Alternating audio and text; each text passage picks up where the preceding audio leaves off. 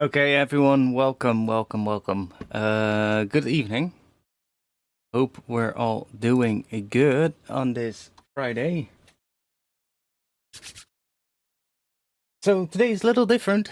We're gonna look at a plugin,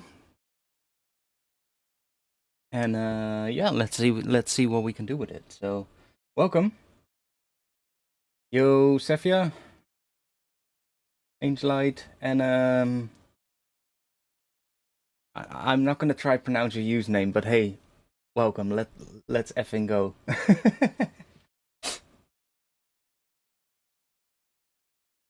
I'm excited to see you playing with some feedback. We'll probably get into that. Yeah, we'll just have a little bit of fun today and explore this new plugin, which is currently in beta testing.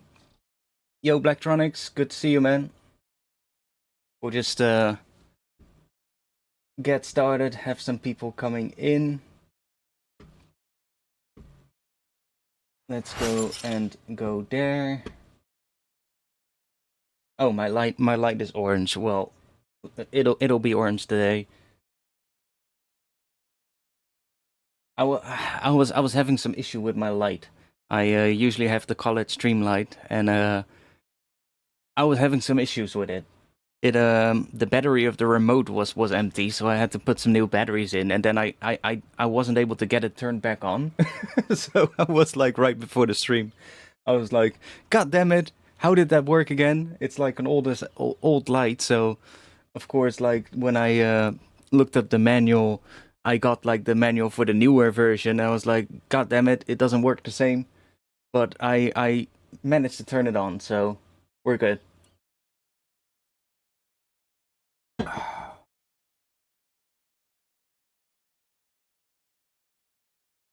Yeah, Blacktronics, it's good to see you again, man. Welcome back.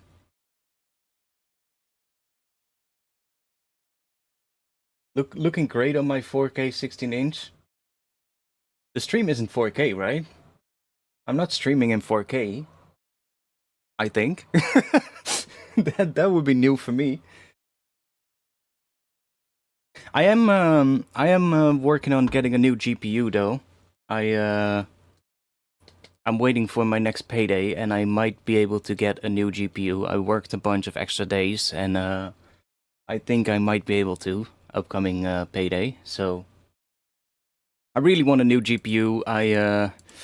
I keep getting shown videos of people playing the new Forza, and I'm like, fuck, man, I want to play as well. So I need a new GPU so badly. I really had. I probably needed to upgrade like years ago, but you know the deal with the prices and everything. But maybe this next payday I'll be able to. So that would be nice. No, but modern TVs have insanely good upscaling. Oh, okay. I mean, I don't really use TVs that often, to be honest. I don't watch TV anymore, so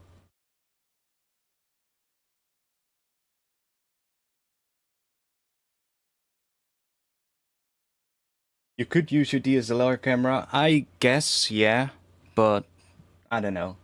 That would probably be a pain as well.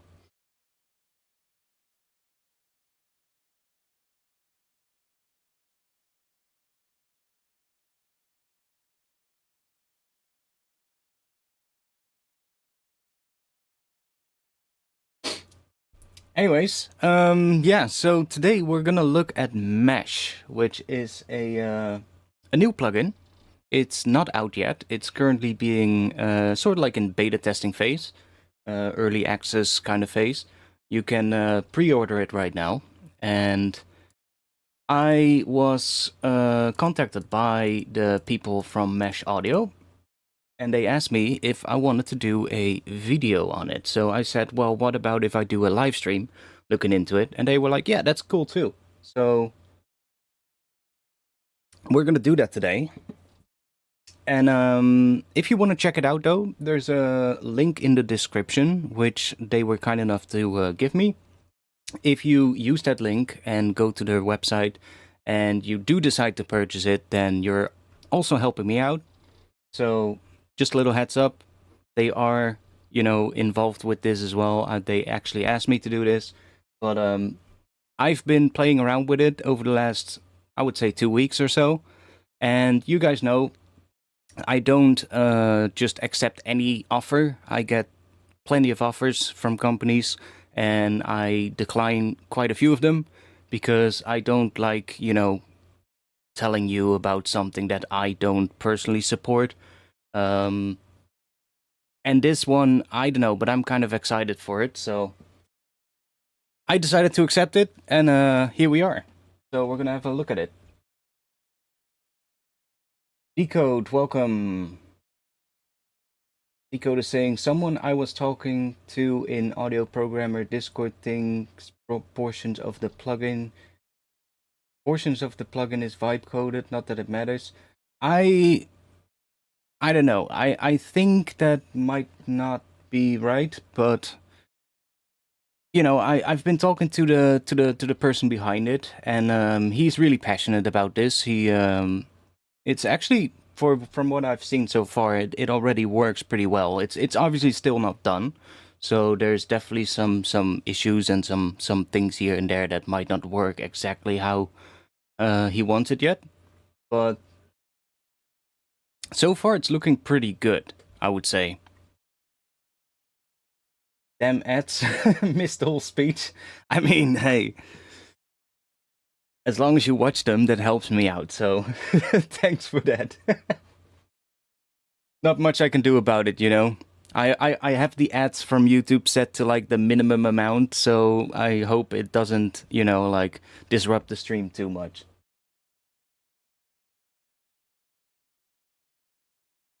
I don't, I don't, obviously I don't know. I'm not the person who's coding the plugin, so I wouldn't know. But it would surprise me if it was, actually.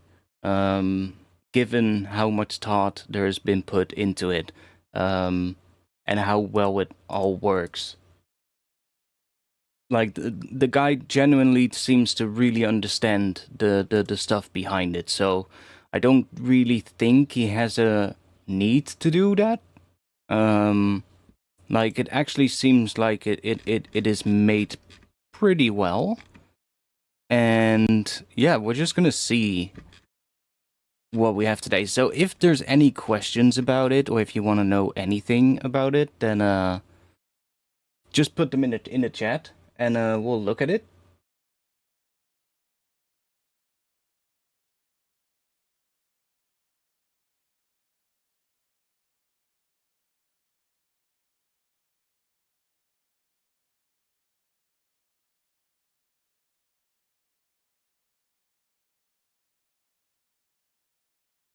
It's interesting.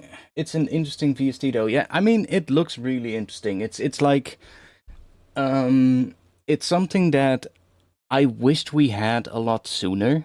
And just to, before we get started, I guess, you might see some stuff that you're already familiar with.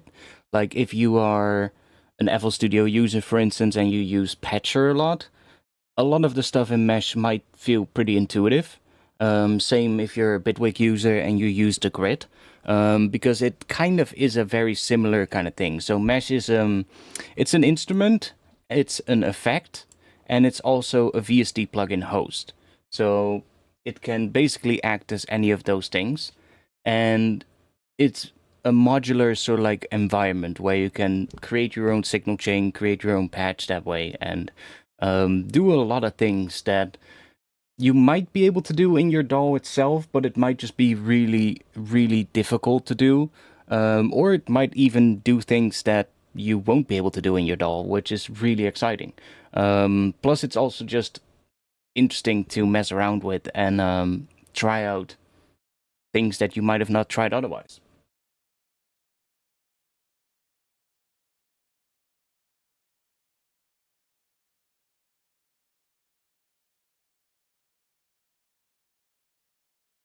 Yeah, I mean, I'm not a coder, so I'm not going to be able to say much about it. Now, before we open the plugin, I guess we should have a little look at the website. So let me make that a little bit bigger. That should be good. Yeah. Did you end up buying Mesh? No, no, I didn't. I am gonna disclose this fully. Like, I didn't buy it. They've given me a license. So I actually have the full license, which is currently, in early access. But they've given that to me, so I didn't purchase it myself. But honestly, I might have actually purchased it if they didn't. From what I'm currently seeing, it's. I'm really excited to see where this is gonna go from here on. You know, um, so it's basically, well, there's a lot. Let's just say that. I'm still wrapping my head around everything. There are also things in it that I wish it had that it doesn't have yet. We'll probably get into that at some point as well. Um, I know some of the things that aren't in there as of now are actually still coming.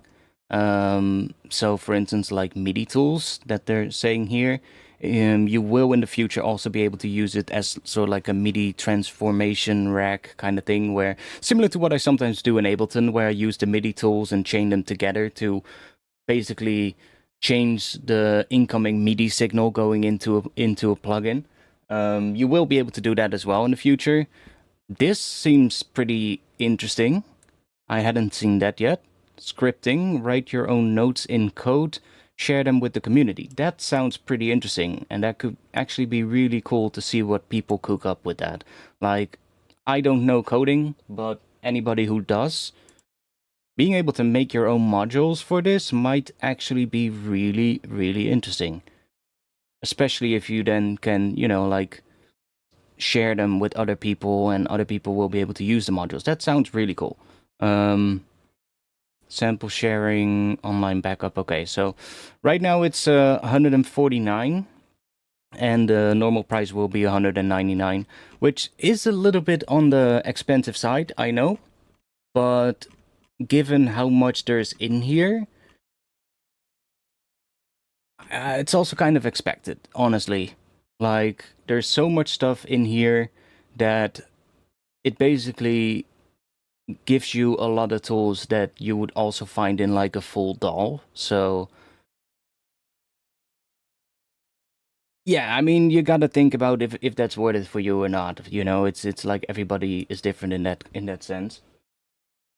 I'm kind of curious though to see where it's gonna go. The developer is currently he runs the Discord, and I'm in the Discord plus with a lot of other people, and where we can submit our future requests and all those kind of things, submit bugs and all that kind of stuff.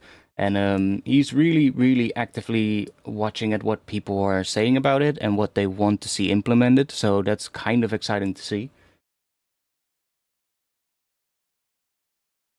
I demand noises.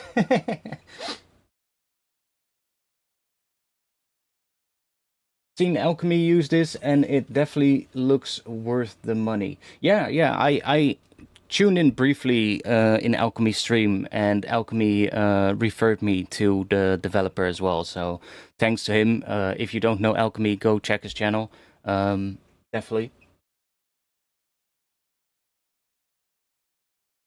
Now, I was kind of surprised when I first got contacted by the developer because he's actually from the Netherlands. So it was kind of funny. I shot him a message because Alchemy told me like, "Hey, you need to send him a message and he will give you a license." I was like, "Okay, cool." So I sent him a message and he just replies in Dutch, and I'm like, "Wait, what? You're from the Netherlands?" Which was kind of funny. Kind of had to sort of like well, a little bit of a switch for me because I don't really speak Dutch too much on the internet. But it was kind of funny to see that he is actually from the Netherlands. Um, there's already a lot of people as well that I recognize the names of that are in the Discord of this developer. And there's a lot of people from like the drum and bass community, and yeah, it more and more people are joining that I also recognize the names of, so it's kind of interesting to see how many people are genuinely interested in this plugin. Um, a lot of open source drone innovation is also Dutch. I wouldn't know that, but that sounds cool.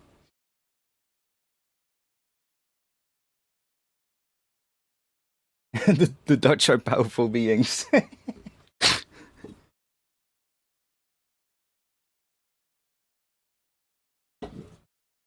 So yeah, like this already might look a little familiar to some of you if you are familiar with, I guess, the grid or patcher. Kind of works in a very similar way. I don't think the grid in Bitwig has VST support, right? I don't use Bitwig, but I know Angelite in chat does, and there's probably others. So that would be a different thing. And Patcher obviously does. They operate in the shadows. That sounds kind of sinister, but I don't think you mean it that way. Bitwig is the best doll. Well, I don't want to get into doll wars right here.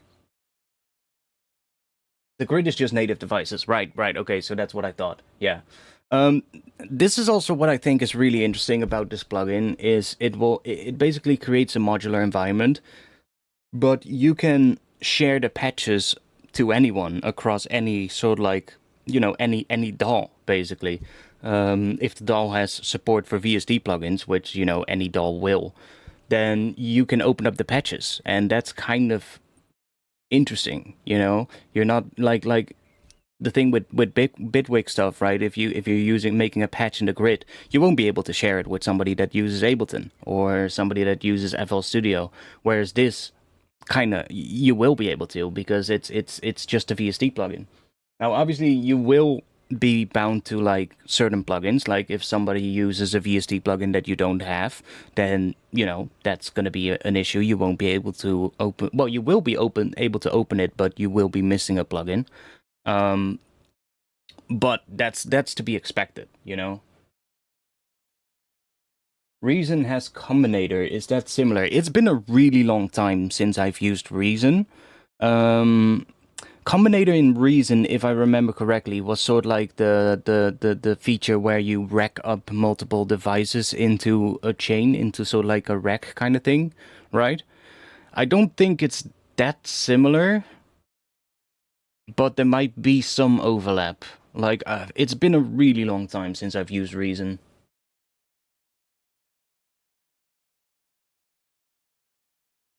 If Grid added third-party plugins, I would be so happy. Yeah, I guess that would be really cool, but, that's the thing. Like, the one thing I think is cool with this is that this developer is solely focused on making this plugin.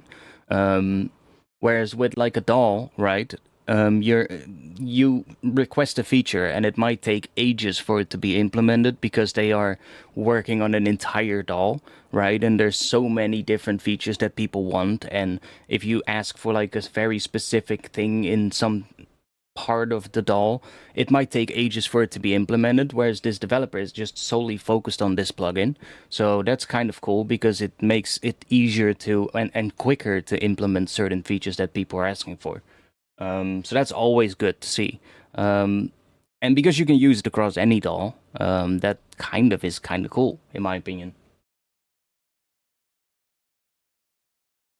Yeah, I thought Combinator was like like a rack thing in like Reason, where you just rack up multiple of the devices and then you can save it as like one thing, if I'm correct. But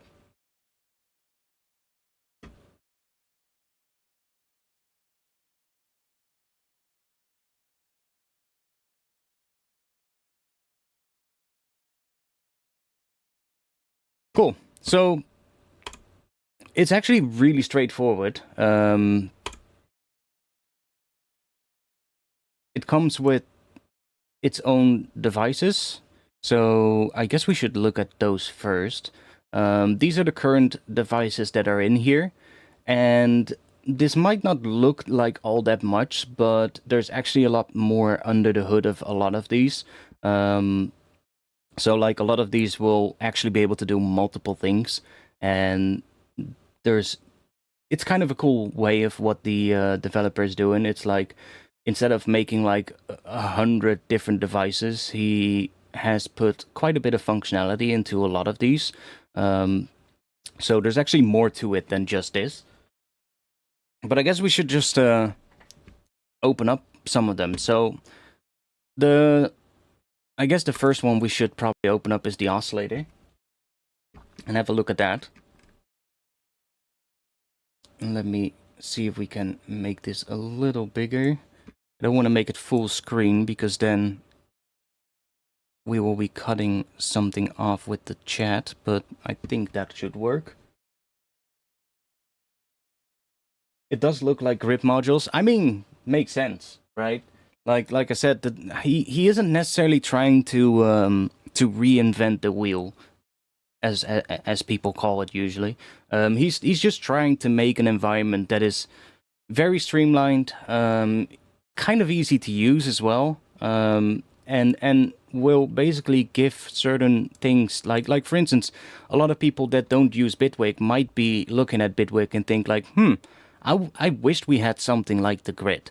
Or, you know, people that don't use FL Studio might be thinking, I wish we had something like Patcher. And this is kind of doing that. It gives a similar kind of functionality, but then to everyone. Everyone that has the plugin will be able to do it regardless of which DAW you have. So, should we just... Let's just add a little MIDI clip here.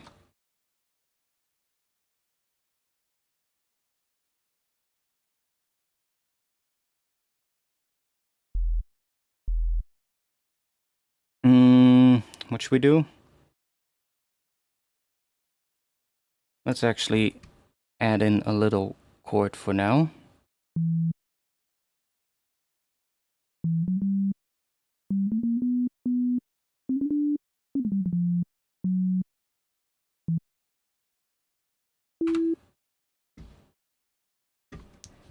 Let's just grab an arpeggiator in front of it. We don't have an arpeggiator in it yet, so I'm gonna be using the Ableton arpeggiator, but there is going to be arpeggiators in the future, so it's just something that isn't implemented yet at the moment, but it probably will be at some point. I know he is talking about that he wants to add stuff like that, so let's see, what do we do?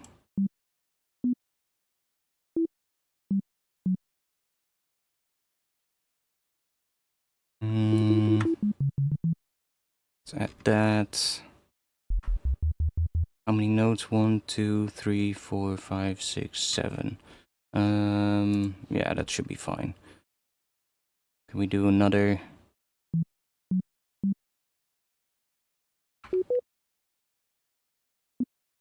Make it 8 so that we have 8 notes.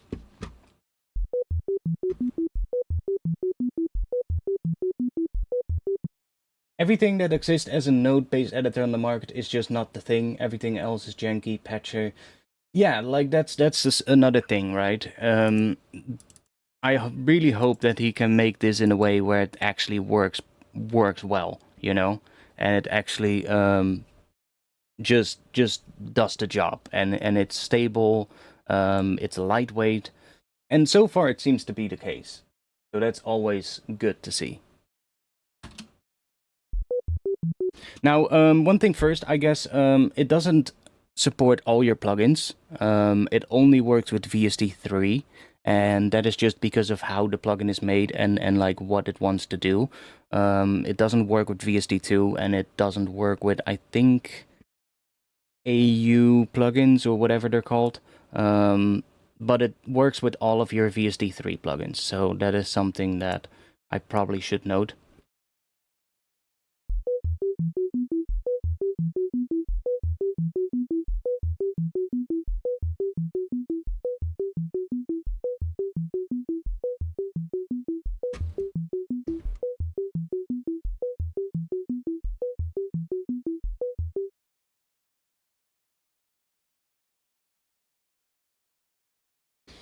So the oscillator will, well, it has a whole bunch of things. It doesn't have wavetable yet, but I hope that at some point we will get wavetable support as well.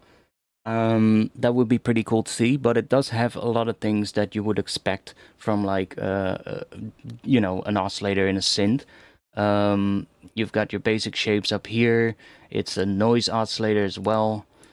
And you've got an additive oscillator here. So you will be able to basically draw in the harmonics and all of that kind of stuff that you're probably familiar with from like things like Serum or Operator in Ableton. You've got like a whole bunch of different warp modes. So some of those are pretty similar to the ones that you will find in Serum, for instance. There's some distortion modes here and some other ones that are kind of different that you don't see in Serum, for instance. And you will be able to basically just, you know, like change the shape of the waveform. So for instance, if we go to band plus or minus, it's very similar to what you would expect from Serum. Right, so that's just your basic warp modes. And actually some interesting ones.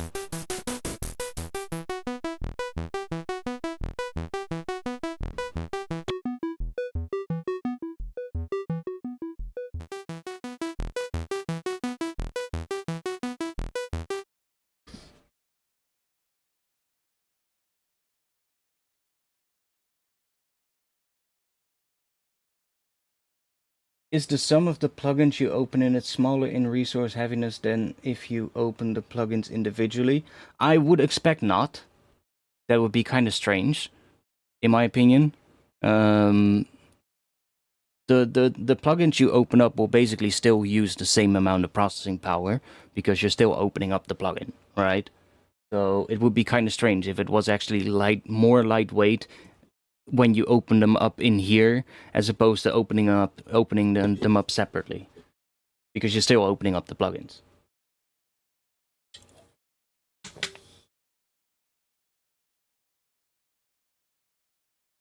Now it does add a little bit of extra CPU use, obviously, but it doesn't really add all that much.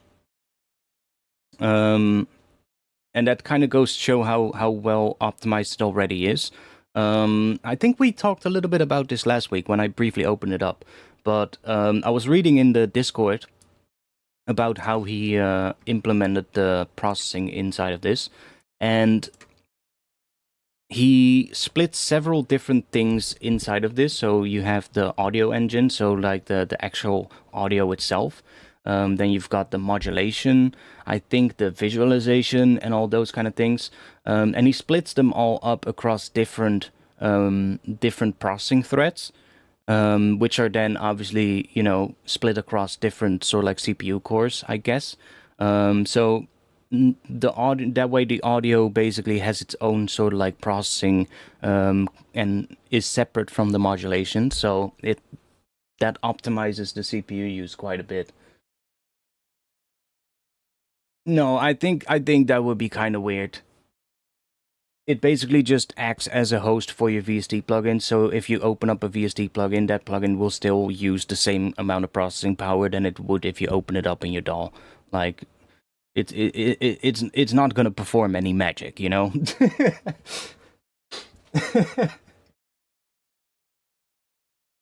That would be kind of weird if it actually suddenly used less processing power.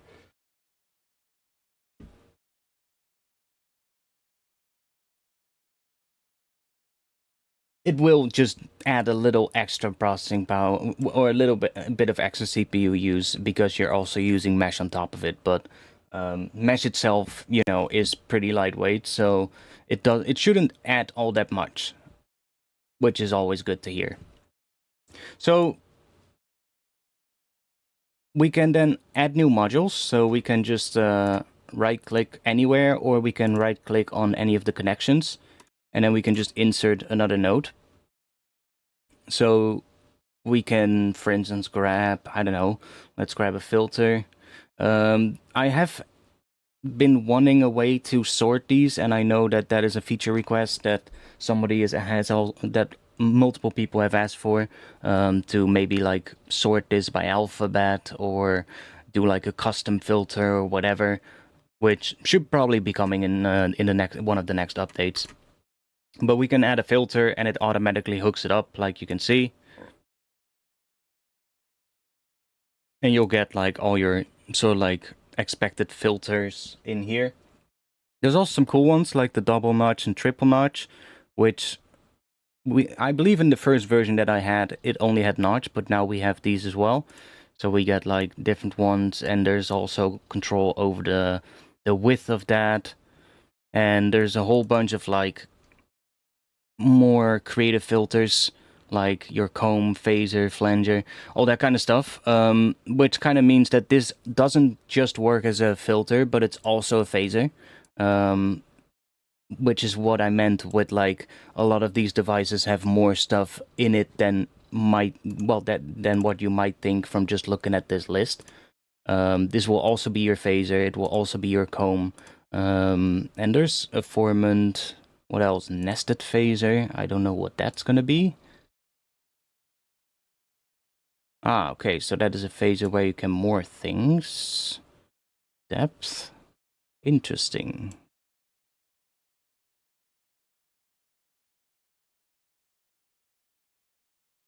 Okay, cool.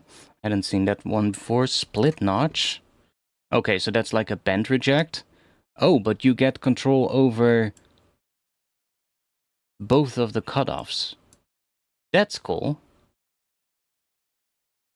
So instead of having a width, you just get like access to 2 cutoff knobs.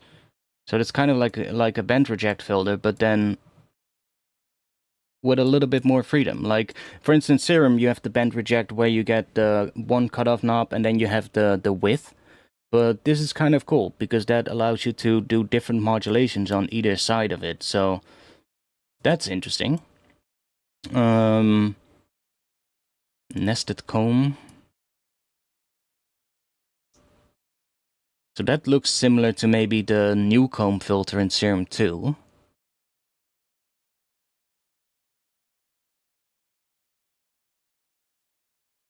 Because that also has like 2 different cutoff knobs.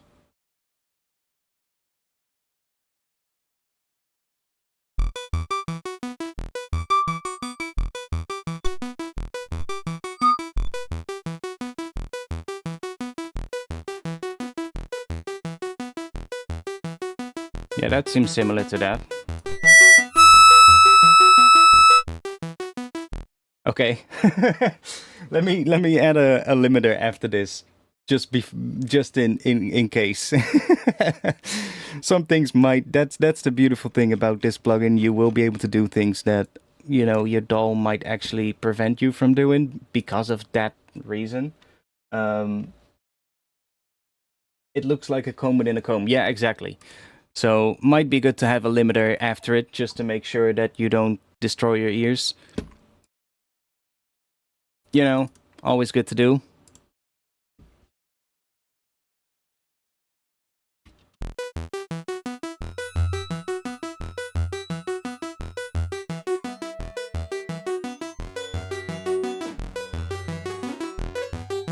So one other thing I wish it had, which it currently doesn't, is key tracking.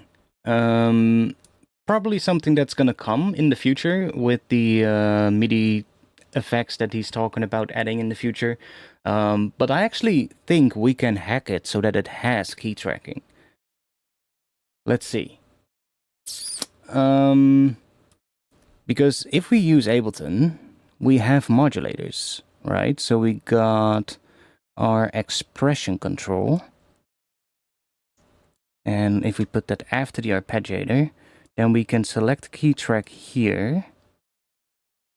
So if we then add a macro knob inside of Mesh, I'm not sure if this is... I mean, the scanning of plugins is really quick, but I wish that I could somehow in the settings turn it off so that I only have to scan it manually when I want to. I'll probably ask him if he can do that. Not that it really matters too much, but every time you open it, at least on my system, it will just briefly scan through the plugins. That slide streak is amazing, though. I mean, that's kind of cool, right? That you can do stuff like that. But let's see. So if we add a note and we add a macro, and let's just rename that to key track. I think if I go into Ableton now, let's go and open this up. We got a key track here now, and as I move this, you can see that that is actually doing something. So I can map this to here, and let's set this to 50 and do bipolar.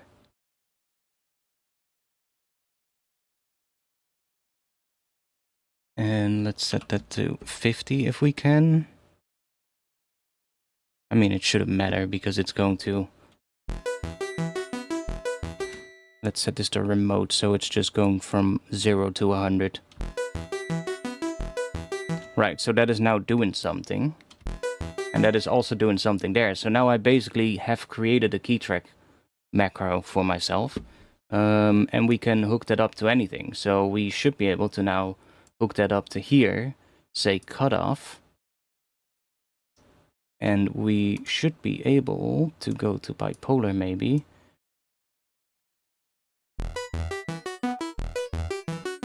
And we've got key tracking.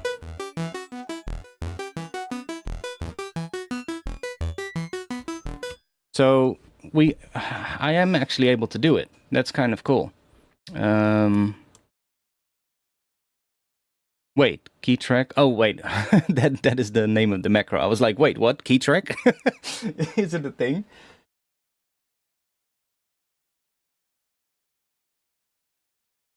Yeah, exactly. You would probably be able to do this in Bitwig and a lot of DAWs probably, if you can make like if you have like some native key tracking thing in your DAW, you should be able to set this up. All you have to do is make a macro and hook that up to the macro of the plugin, and then you basically have key tracking anyway. But that's cool though, because now we can let's go to a little bit of a different filter. Let's just grab a low pass for now.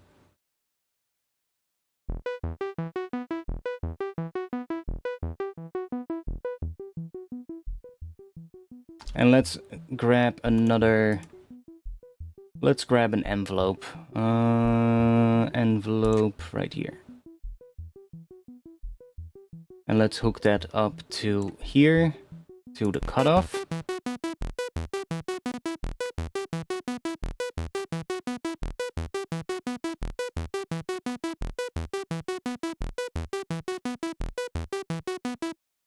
Okay, that might be a bug. We cannot change this right now.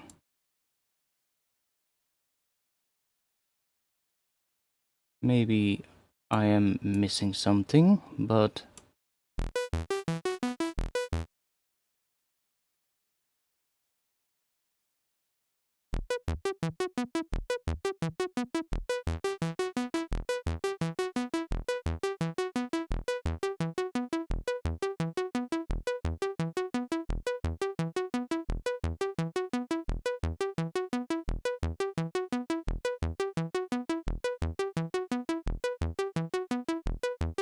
For some reason it's not allowing me to change this right now, the modulation depth. Which I don't think is supposed to happen.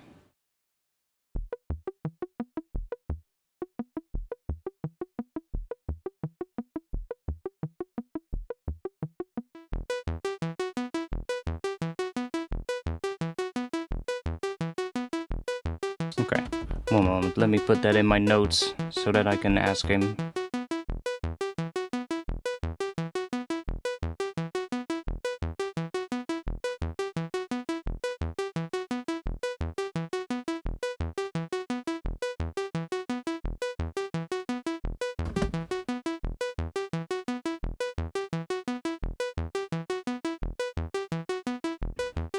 Because I think you actually should be able to control the depth still.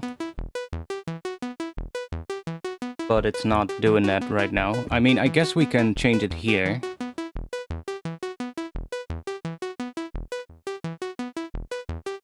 So if we go... Yeah. So we can still do it, but we have to change it here. It would be nice if we... I guess it would be nice if you saw, like, whatever one you select, you can then change the range for that. That would be nice. Yeah, I love that as well, that you can just zoom in on the different things. And I mean, the great thing about this is, like right now it's just a very simple patch, right? But the one thing with Ableton racks, like I love Ableton racks a lot. I use them a lot, right? You guys know that. But the one thing is, the more complicated the rack becomes, it can get to a point where it's really difficult to sort of like follow what the whole signal chain is doing. And you'll have like a rack nested inside of another rack, and then inside that rack there's like 3 different chains, and on those chains might be another rack with multiple chains. And the more complicated the rack becomes, the more harder it will be to sort of like find everything and keep track of where everything is going and what it's doing. That's not the case here, because you'll be able to see your entire patch just by zooming out and just see the entire signal flow, which is really nice. Welcome to patching. I mean, I'm sort of familiar with it. Like, I've used a little bit of like VCV rack and stuff like that, but and I have been a Reason user back in the day, but I've never really. I've also been an FL Studio user, but back when I used FL Studio, Patcher wasn't a thing yet, so.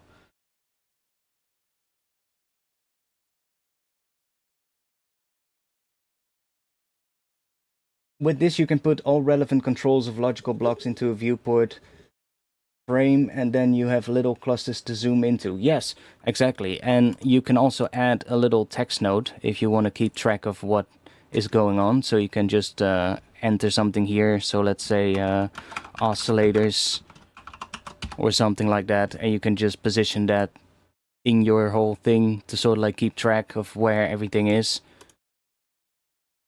which is kind of nice. Max for Life, yeah, I guess Max for Life is similar, but it's so much more complicated to get into.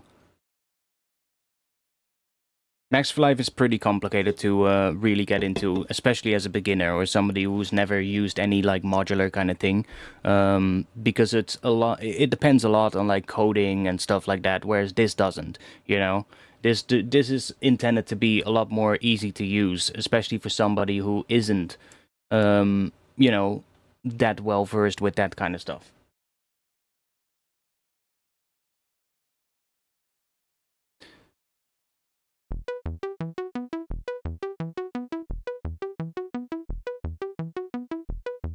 Let's add a little extra.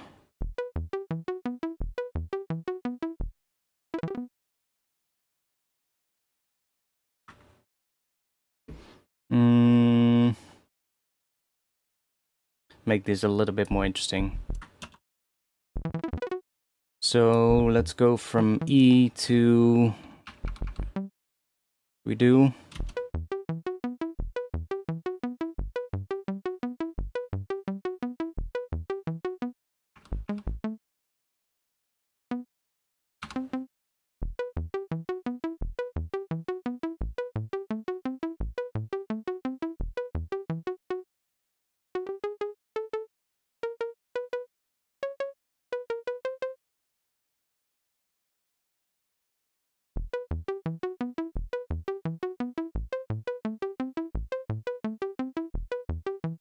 Okay, there we go.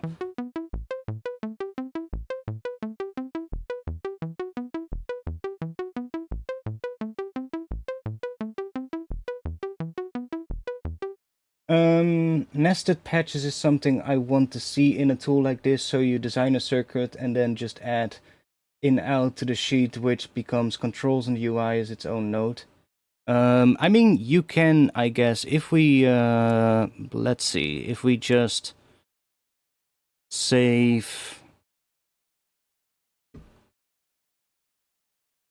I believe we can do something like that, because you can open up mesh inside of here. Like, we can add a node, and then if I type mesh, we can actually add mesh into here. So we should be able to then route the signal. So I mean, if we just drag it in between here, it should hook up already. Yeah, like that. So we can now open this up and it opens a new instance of mesh. And then we can open up something in here. So let's say, let's go to here for a moment. I'm not sure if these, like these are mostly instruments, so maybe we should just make something ourselves real quick. But if we add like something in here, let's say, what should we do? Let's grab a convolver so we have some reverb or something. Hook that up. So now we should have this running through another mesh.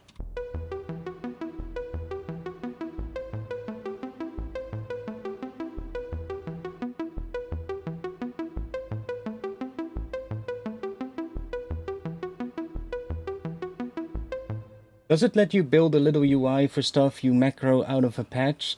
So like, you mean if you add like macros in here, for instance, that it shows those on the other page?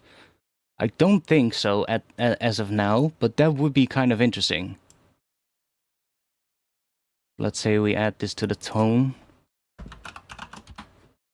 And that you would then get to see that here. Wait.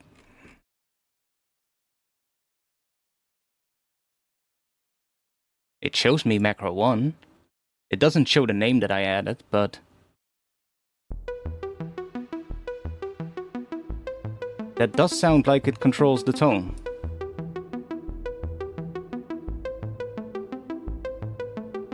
Hey, it disappeared.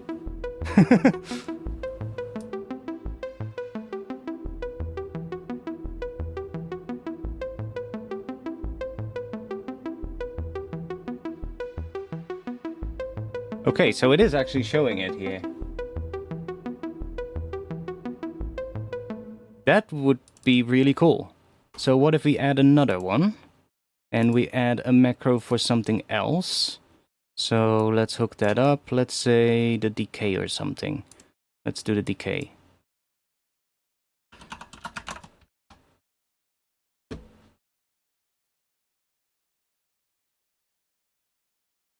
So it's only showing one of them.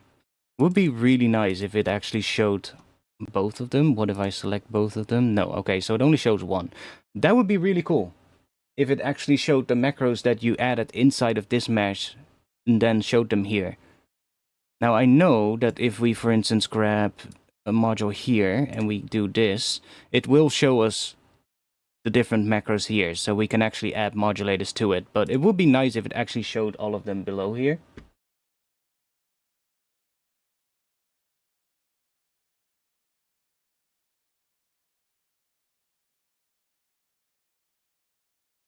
But yeah, you can actually host sort of like mesh inside of itself. So there's a lot of options there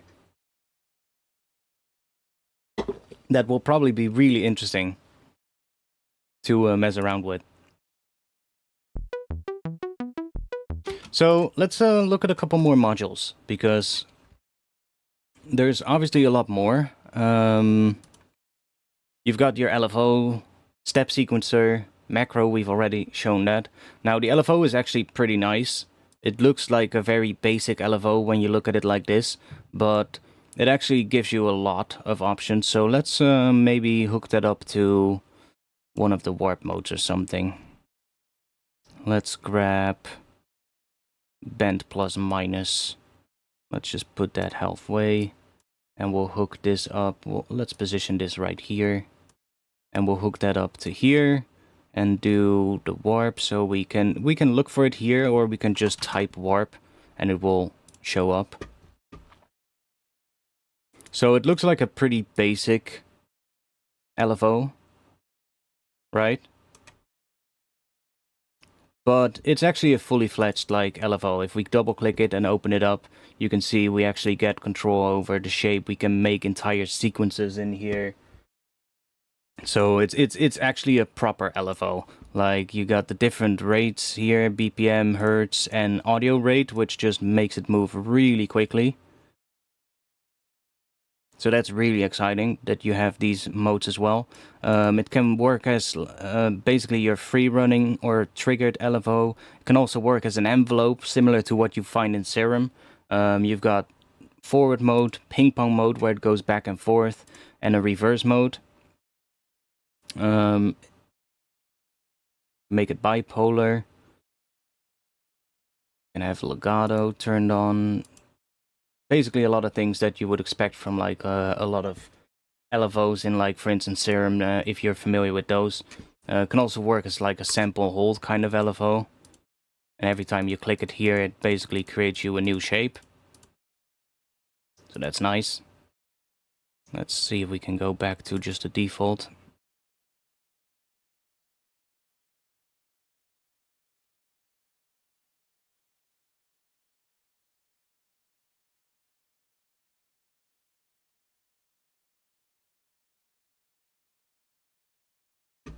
Let's make it a bit shorter, or a bit slower. And let's just go with forward maybe, or maybe we'll do ping pong, make it go back and forth. Just make a shape like that.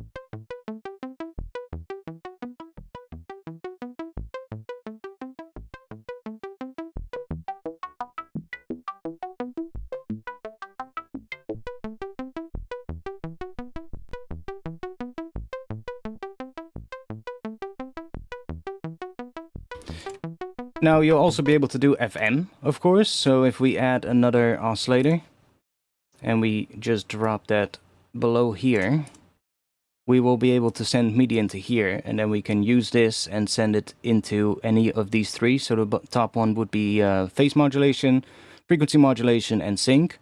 So we can send that in here, and then now we will be able to do FM with these knobs right here.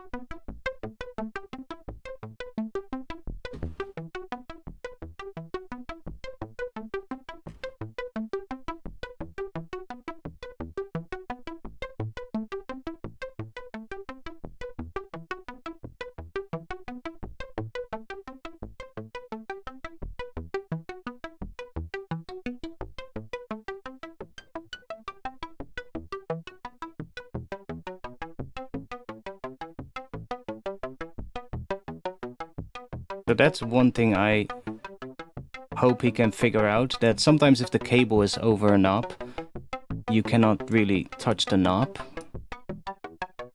But I'm sure he will figure it out. See, sometimes it, like right now, this is hovering over the thing to move it, which kind of makes it tough to now move this thing. So there's still some little things here and there that, you know, it needs to improve on, but this is something he just added. Like you had to click sort of like the border first, or like an area inside of it where there's no knobs, and that would sometimes also be slightly buggy, so he is still figuring out like what the best way is to move the modules around. The LFO module in Mesh here reminds me almost of the window for Shaperbox. Yeah, I mean, it's similar to like the... I usually see it more as like the LFO in Serum, but yeah, I can see what you mean.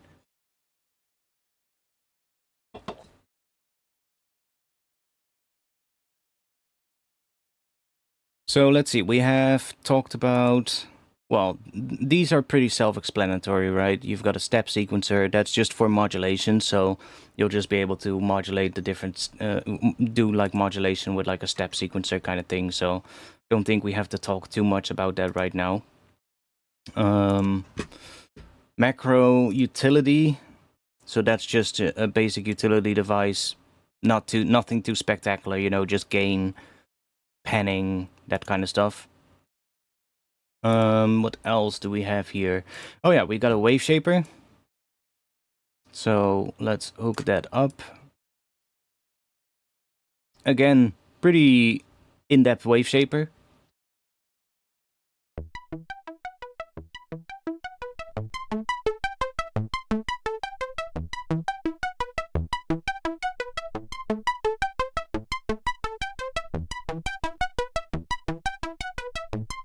And can we make points? Yes. So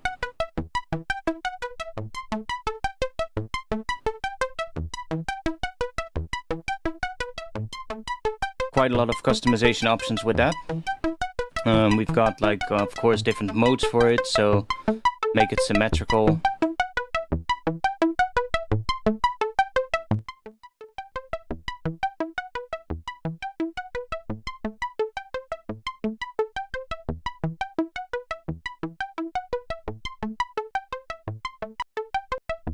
I guess though, is that oversampling?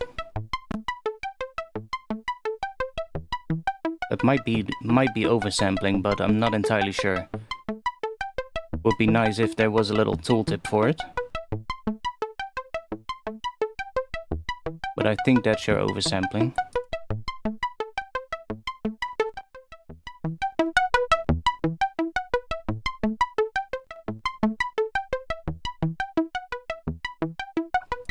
Let's use the key tracking on this right here. So let's maybe add that to the decay.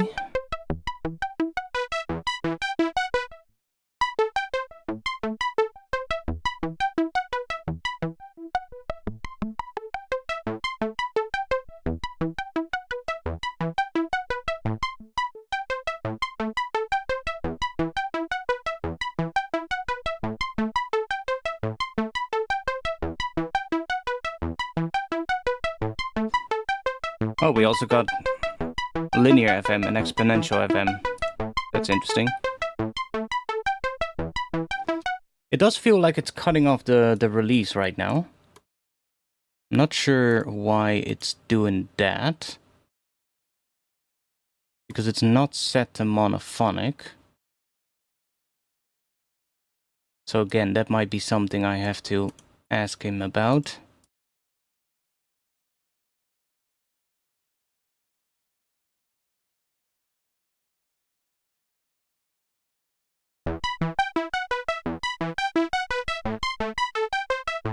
It seems like it is cutting off the release, so there's not like overlapping releases right now, which would be nice if that was a thing. Again, that might also be a bug, I don't know. Again, I would have to ask him. Next up, I mean, it's still in early access as well, right? So there's still a lot of things that are being worked on as we speak. You've got your band split and mid-side split, so we can split between different frequency bands and in the stereo spectrum. So that's kind of nice. You've got a ring mod. I'm not sure if that has multiple different things. Okay, so that's just a basic ring mod, where you just take two signals and then sort of like multiply them with each other, or well, whatever ring mod does, you know it. Crossfade, so that will just be crossfading between two audio signals. So if we have two different things, we can sort of like blend between two of them. Pretty basic stuff there. We got an envelope follower, so that is actually pretty nice. And I asked in Alchemy's stream, when he did a stream, if it was able to do audio rate modulation, And you can actually do that now. So he added a new mode. Well, I actually tested it before he added this audio mode, and it actually worked pretty well. But he has now added a dedicated audio mode, so you will be able to do audio rate modulation. So you will be able to just take the signal from anywhere inside of the chain and use that to modulate something. So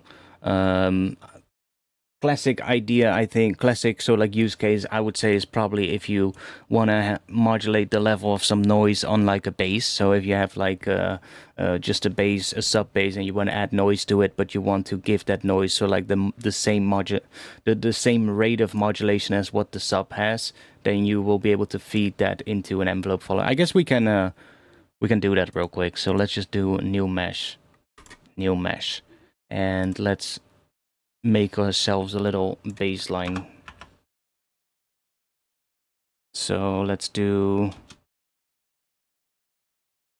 go to here, and we'll just do that for now. And then let's get rid of the arpeggiator and get rid of the key tracking as well. We don't really need it right now. So if we have an oscillator,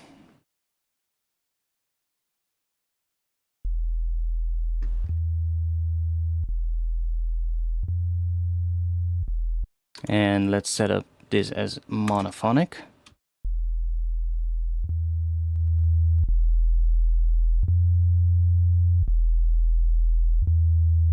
Let's also make these overlap a little bit.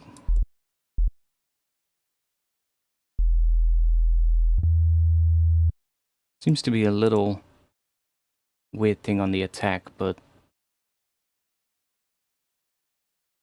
let's set this to have a little bit of glide.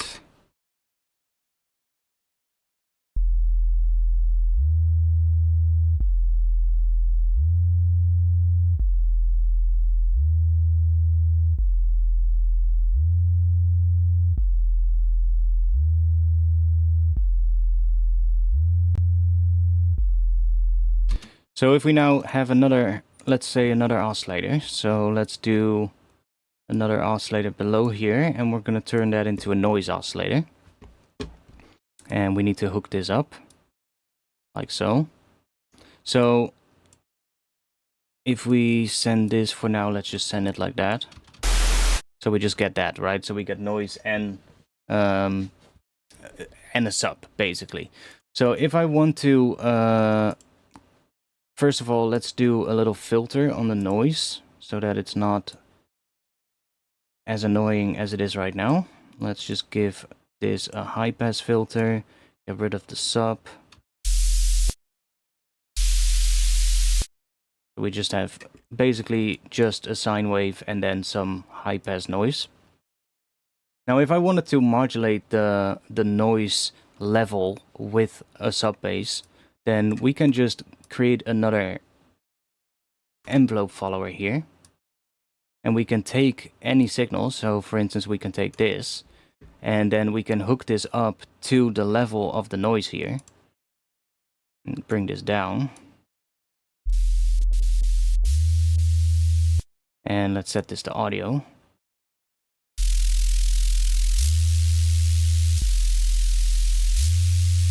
And I think we need to set this to monophonic as well, yeah. Not that it matters, because this has no pitch, but if we don't, then it will be able to overlap with the previous note, so you will get like a weird little burst of noise.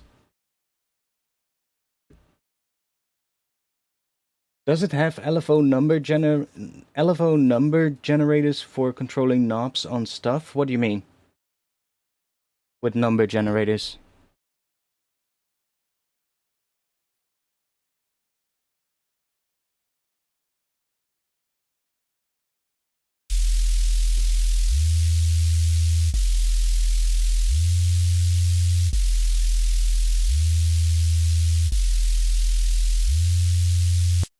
And now, if we want to make this a little bit more interesting, we can also create another oscillator, or we can just duplicate this one. and just drop this down here and use that as a modulator. So we can just do this and hook this up to the envelope follower. And now we can use maybe a lower octave.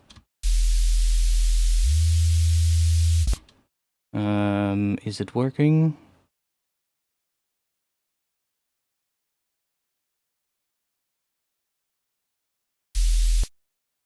Hey, why is it not giving me...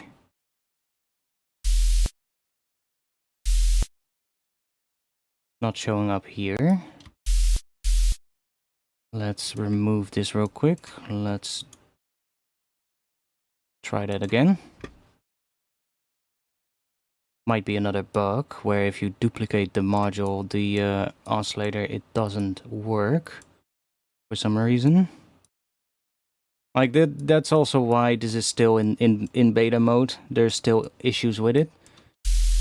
Yeah, okay, so now it's working. And then if I drop that, we will...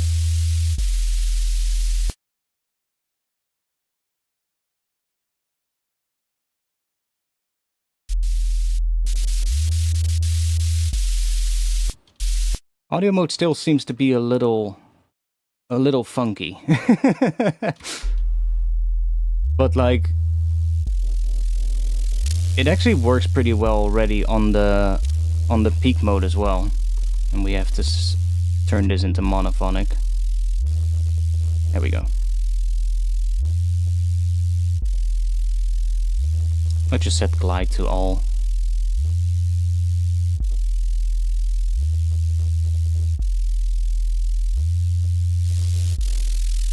So now that's being controlled by this, and if we change the rate here, we can change the rate of that volume automation. Like just a value LFO for maybe cycling a filter or something, high pass wiggle or whatever. So you mean like a random kind of thing? Is that what you mean?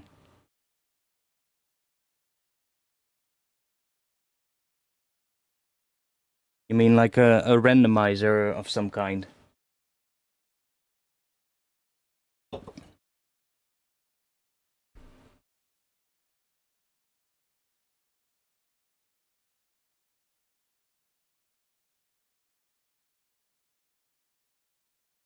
Like the thing you did with the envelope, but attach it to multiple things and it is an LFO?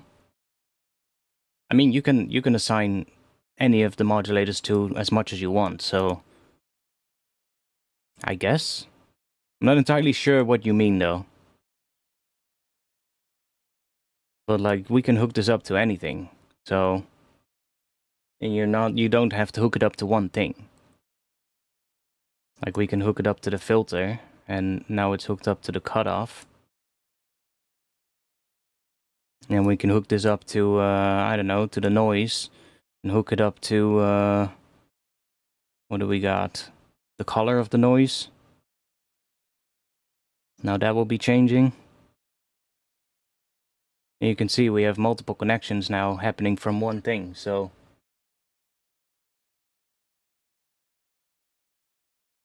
And if we want this to be an LFO, we can just convert it to an LFO. Now it's an LFO.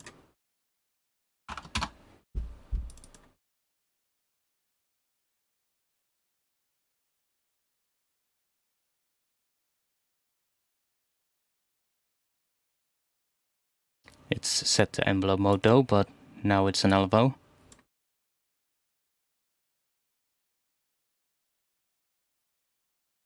Yeah, you can connect it to as much as you want. So you can basically have a whole lot of things being changed by just one modulator. You're not bound to just hooking it up to one thing. Which is also why it's really interesting, because you can do that not just with the built-in modules, but you can also do that with any of your plugins. So you can sync the automation of like multiple different plugins, which we'll probably get into in just a bit, but the envelope follower is pretty cool because it allows you to do this sort of like audio rate modulation, which I absolutely love, because this kind of effect on the noise is kind of what you would expect if you distort a sub together with noise, right? But there's no distortion happening in this whatsoever. So we're basically just using the shape of this sine wave to control the level on the noise, and it gives that similar kind of feeling, but with more control, because now we are not bound to just having it at the same pitch as the actual sub that we hear, right? Like, that is the effect that you would normally get. Sort of like, you know, it's going to be a little bit different with distortion, obviously, but if we bring this now down, we actually have control over the pitch of that, so we can keep that modulation sort of like in sync with the sub, but we actually have control over how slow it's going.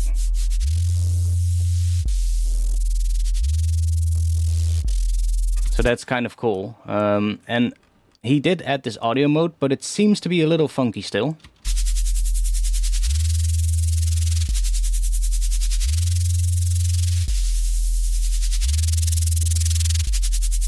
Although now it suddenly seems to be working better, so not sure. Maybe there's still some bugs with the audio mode that he recently added, but I actually have really good results with just the peak mode, because it has an attack of 0 and a release of 0, so it basically should work instantly, and it kind of sounds like it works properly. So yeah, if you do want to get this, please use the link in the description, because you will actually help me out as well. It's a link that they gave me, and they will be able to track any purchases back to my channel. And I'm not sure if I will earn money from it, but I can see in the dashboard that how much sales they are. And it also gives me a little thing where it says payout. So I'm not sure if that is already implemented or if he's still working on it, but it will help me out. So anybody who does want to buy it, please use that link, because that's always highly appreciated. So let's see, have we talked about some modules? Not yet. I mean, we've got delay reverb, that's pretty self-explanatory, right? We've got a sampler. So I haven't really used the sampler in here yet, but it's basically just a full sampler with like a lot of different options. I don't think it currently has drag and drop yet. I think I saw him talking about that he still needs to implement drag and drop. I mean, we can test it out real quick. If we grab a sample from our browser here. I mean, it does show a plus. It actually works, but it doesn't work dropping it into here. So I think that's what he meant. So if I drag a sample in here, it just creates a new sampler instead of being able to drop it into the sampler module itself. I think that's what he was talking about then. But I'm pretty sure he will put that in here at some point. So we've got a sampler. Pretty self-explanatory. It does have FM input. And it has a record input. That's also cool. So I guess you can somehow record into this. That's interesting. But yeah, this is kind of similar to what you would find in the sampler in Ableton, where you have like an FM input. Except in the one in Ableton, you only have like the control over a couple of different sort of like waveform types. And here, I guess you can just feed anything into it. So we should be able to grab the signal coming out of anywhere in the plugin and just feed it into the sampler as an FM source, which is much better. But yeah, just a standard sampler. I do hope at some point he can put like some granular thing in here as well, which we also don't have yet. But again, like if it doesn't have something yet at the moment, it doesn't mean you cannot do it, right? Because I can load up any granular synth like Serum, Current, what other ones are there? Pigments, you know, I can load up my favorite granular synth and I will have a granular synth in here. So, and I can still modulate all the different things in that plugin. And if I just use the modulations inside of Mesh instead of the modulation in the plugin, I can still sync up all the modulation in the patch. right? So even if it doesn't have anything, have something right now, you can probably still do it, similar to what we just earlier did with like the key tracking. If I am able to do the key tracking in Ableton, I can hook that up to a macro in here and create my own key tracking that way. So a lot of things you are actually already able to do. You just have to slightly think outside of the box because it's not implemented as like a native device yet. So then we've got dynamics. Well, that's just a multiband compressor. So very standard. What you will probably recognize from a lot of things.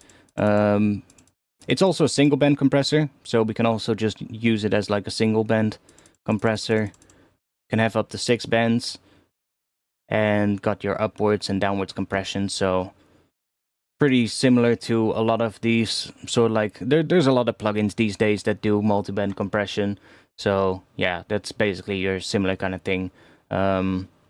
Multi, I'm not sure what that will do. Transient mode. Okay, so transient mode, I guess it's just acting as a transient shaper? Would that be the case? That might be cool. Single gate. Okay, so this is a multiband compressor. I think a transient shaper, a single band compressor, and a gate. And a limiter. See, so this one module has like multiple different use cases. So that's what I mean with like a lot of these modules have like multiple use cases, and it's not just one thing. Like when you look at this in the browser, you'll think like, oh, that's a multi-band compressor, but it seems to be a transient shaper as well, a single band compressor, a gate, and a limiter. And there's also a clipper built in, so that's always nice to have. And that's the case for a lot of these devices, and that's why it's also going to take me a little bit of time to sort of like explore everything. We've got a convolver. Now that's also kind of interesting. I haven't really used this yet, but inside of here, in the top, you can see this thing here, right? So if we play audio, you can see that it's actually showing up here. And that is because this is kind of like a rolling sampler. So you've got this here, and we can select the audio, and then we can choose to create a sampler or a convolver out of it. So if we create a sampler, it now puts that audio that just played into a sampler. If I select this and we choose convolver, it puts that audio into a convolution reverb. So you can really quickly do that. And I guess there's another option which saves that audio to the library of sounds inside of Mesh. So that's kind of interesting, you know? It makes it really easy to also, I guess, resample something inside of your patch. Like, let's say you're making a drum sound with this, and you hear, like, a cool sound, but you're like, I wonder what happens if we send that through the same processing chain again. You can just really easily just create a sampler, put that sound that you just made inside of a sampler, hook up the sampler to the same processing chain, and see what happens. And that's really cool.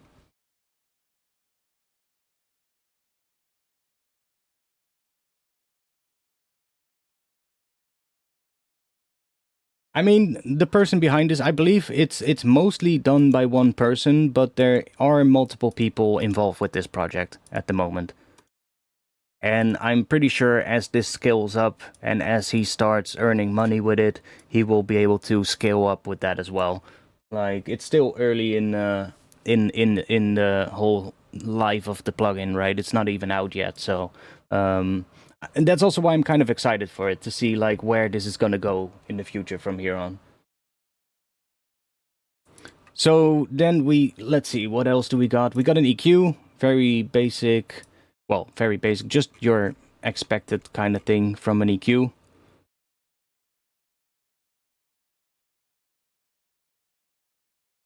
And everything works like how you would expect, right? Just scrolling changes the Q value. You've got all your different modes here. One cool thing is that you also have extra control over this, so you can flip. Can we flip it? Yeah, we can. So we can also go negative on the percentage here, so we can easily flip it. And these are, of course, also you can also map things to it. So you can use that in combination with an LFO, for instance, which I think we had an LFO here. So if we drop that here and we say amount, and then we put that like so, you can see that now that point is moving up and down. And let's just put it halfway. We double click, I can put it on 0, or wait. It went to 200% for some reason. Well, let's just do it like that. I'll talk to him about all the things that I find that aren't working as expected yet. Then we can make it bipolar, so now it's going in both directions. And as we add more points, obviously, we can create some pretty cool shapes here. And we also have this, which is basically a shift control, so we can shift that shape up and down in semitones. Can we also do it in hertz? No, that would be a cool thing to have added as well.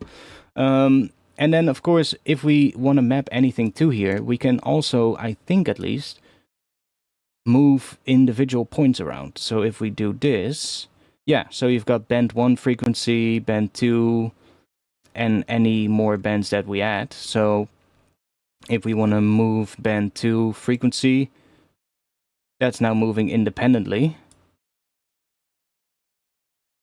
So we now have a frequency band being moved like that. And then if we have that LFO and we connect it to the shift, now that is also moving the entire thing around. So you can see how this is pretty big for, like, I guess, neurobase. Like, you will be able to do a lot of cool things with moving shapes like that and inside of an EQ if you make neuro kind of stuff. Can you change the colors, or is it locked to the teal for the accents? I believe right now it's currently locked to this, but it wouldn't surprise me if he will add some kind of coloring thing in the future. I don't think that is the case right now. I mean, I can check real quick. Settings.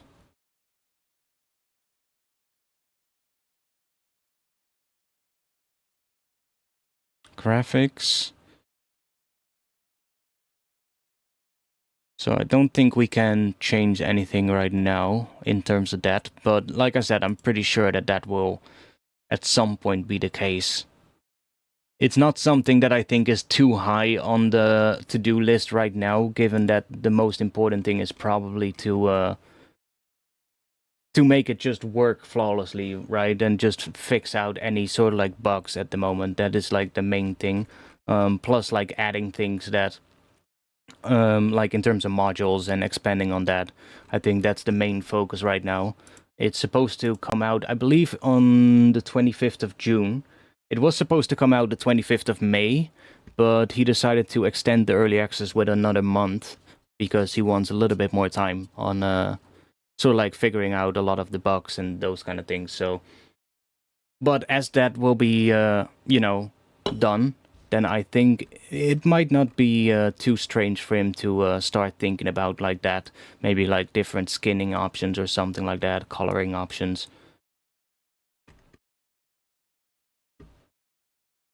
And again, as well, like if you do decide to get this, please use the link that I have in the description. If you do, you will also get access to the Discord, and you will be able to request whatever you want. So if you want to see something implemented, definitely go to the Discord and ask away there, and just basically tell him things that you would like to have. Because the more people ask about a certain feature, the higher the chance he will implement it. Yeah, hey, I mean, I gotta plug myself, right?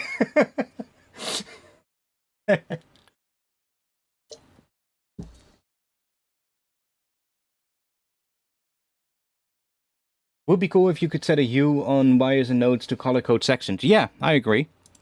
I agree. That would be really nice.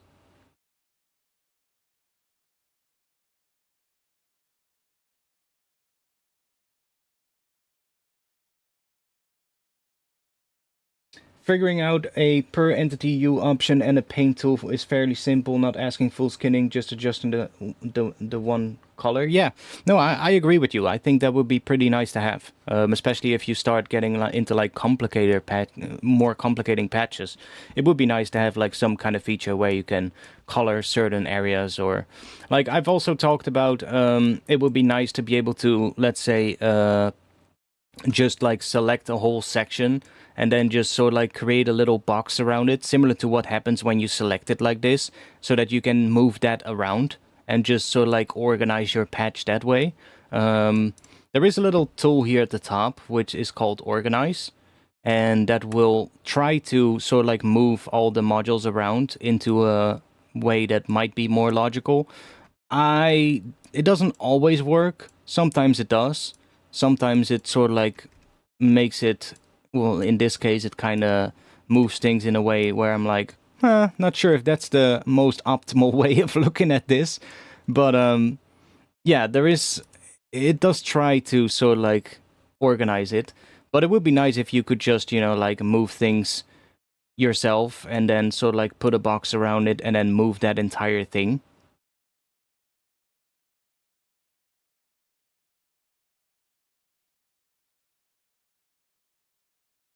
Like, I still think it'll always be better to just move things around yourself and just put them exactly where you want. It's probably the best way of doing it. Let's say that goes into here, and there.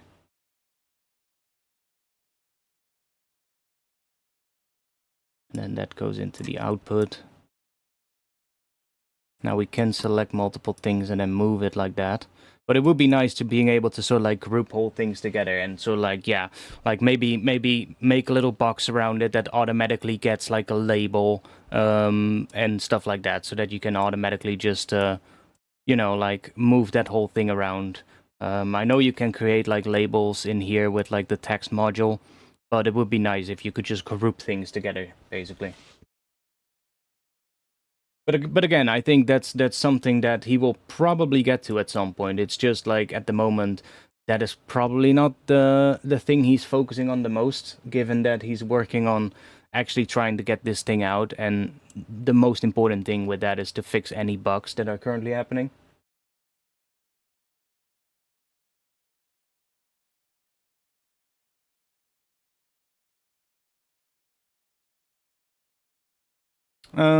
I think we've talked about most of the modules now. So there's a mixer.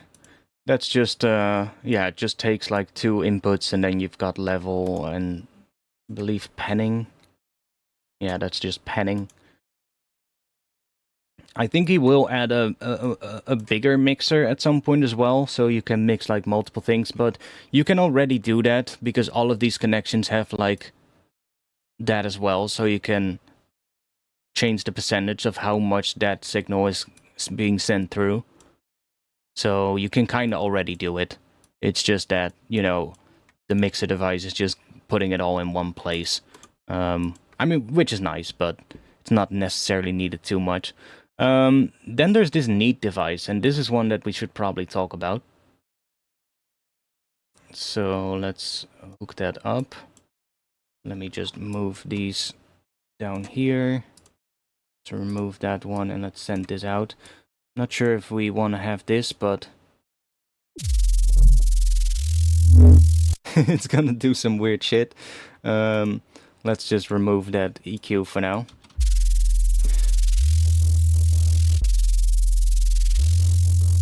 And it might be nice to have a little bit of extra stuff on here. Just add maybe a little bend on it, so it sounds a little bit more like a square wave, or a saw wave, I should say. Maybe give it some unison.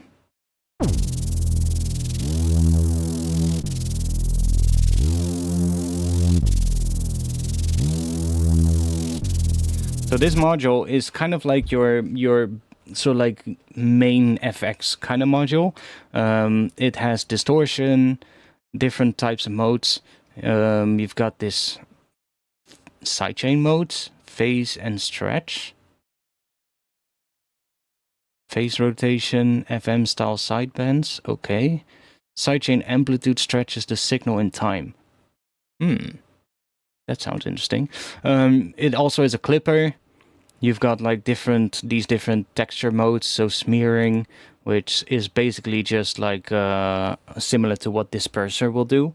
So you can set this up in terms of like what a disperser would also do to your sound.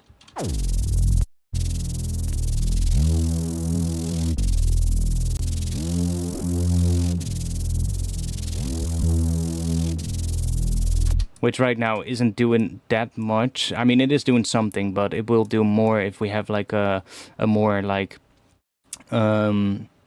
transient like sound, right? So if we have something with a pitch envelope at the start and an envelope shape that closes down, this will be a lot more audible. But it's kind of what disperser does. Erode, so that's, I guess that is similar to erosion in Ableton.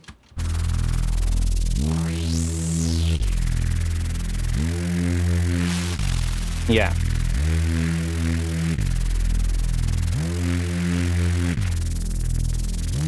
But with a lot more control.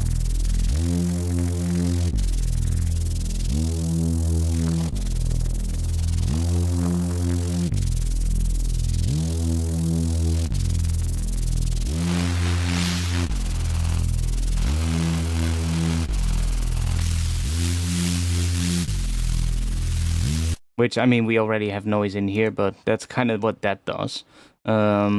Frequency shifter. I don't think it has a pitch shifter yet. That would be nice if this had maybe like the shifter had like 2 modes, where it had like a frequency shift mode and maybe a pitch shifter mode. That would be pretty nice to have. We'll ask him if he can add like a pitch shifter device. Maybe I should put that in my notes. I'll just do pitch shifter. And then you've got like different modes here for like chorus, ensemble, dimension, which is kind of like dimension expander kind of thing. And hyper, which, you know, these are all pretty similar to what you would find in Ableton or in Serum. But yeah, it's basically like one FX module for a lot of different things. And these will have auto gain as well, yeah. So we can put auto gain on.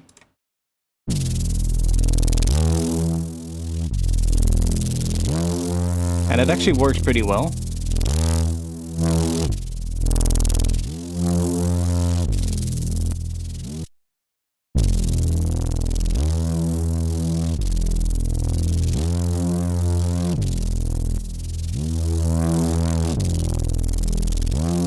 And all of these different modes will have their own sort of like setting for the drive. So I guess if we now go back to one of the previous ones...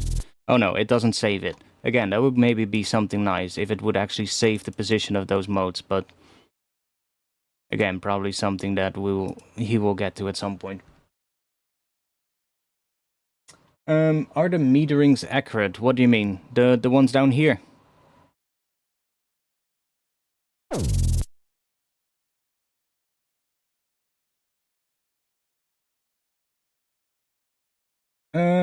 So for this, I think you should be able to just build the patch in the current style, but a second layer where you have the panels without wires to just build an interface.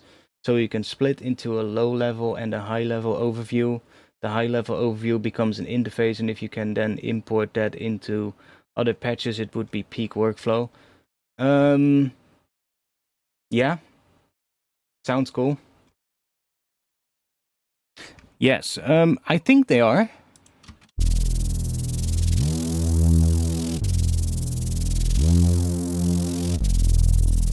I think we can open them up as well.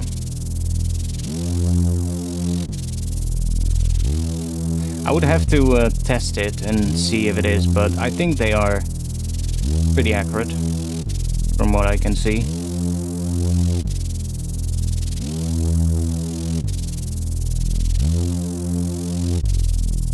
I think there's also different modes for it, but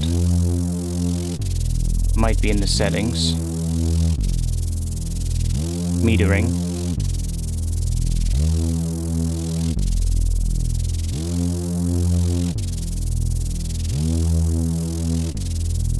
Oh, nice. So you actually have different FFT sizes for this as well.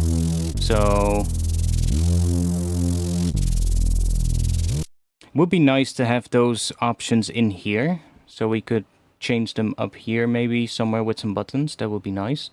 But yeah, so you have like control over the different FFT sizes for the metering. So that's pretty similar to what you would find. These values are similar to what you would find in the Vision 4X plugin, where you got the transient mode for like looking at like transient information, all-round mode, and then harmonic mode.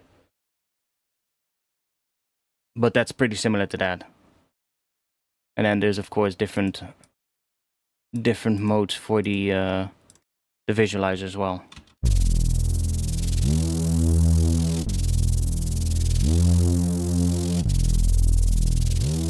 But that's pretty similar to pretty similar to what you would find in Vision 4X actually.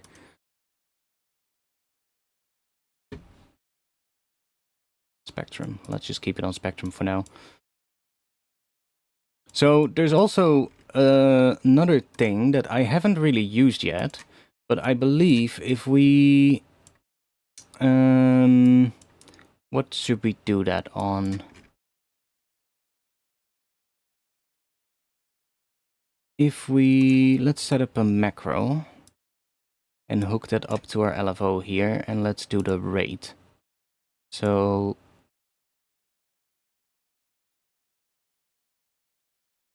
I like that it shows you the rate from where to where. It's sort of like moving it. So let's do 1 bar to 130 seconds maybe. 30-second notes. Now we have this here that controls the rate of the LFO. I believe we can click this, or we can create... There is this one device called dice. So if we hook this up to here, I guess we can also hook it up directly to here, but might be easier to see if we hook it up to a macro. We can hook this up to the value, and now every time we click this dice, it picks a different value. And I believe we can also have that triggered by, let's say, an envelope. Not sure. I haven't tested it yet, but I believe we can. So if we grab, I mean, we can use envelope, but I guess we can also use just an LFO and set that up in envelope mode with like a ramp down kind of shape. Then can we hook this up to here? Yeah, we get trigger. So now every time a note plays, it should trigger a new value on the macro here.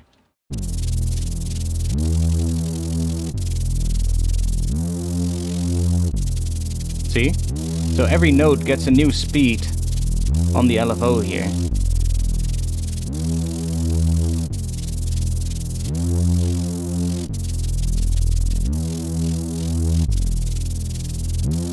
So that is pretty cool. That will allow for a lot of interesting things with like randomized kind of patches where every MIDI note will get like a different sound, or has like a different setting, the parameter set to a different thing, different place on every note. And I guess we can also do that with a random sort of like LFO. But then we can also have the random LFO's rate change on every time a note is being triggered, which is pretty cool. And it doesn't have to be on every note, of course. If we set this to just a free running LFO or a triggered LFO like this, then we can do a square wave, and then every time it hits this positive range, it will trigger the dice, and it will change the values.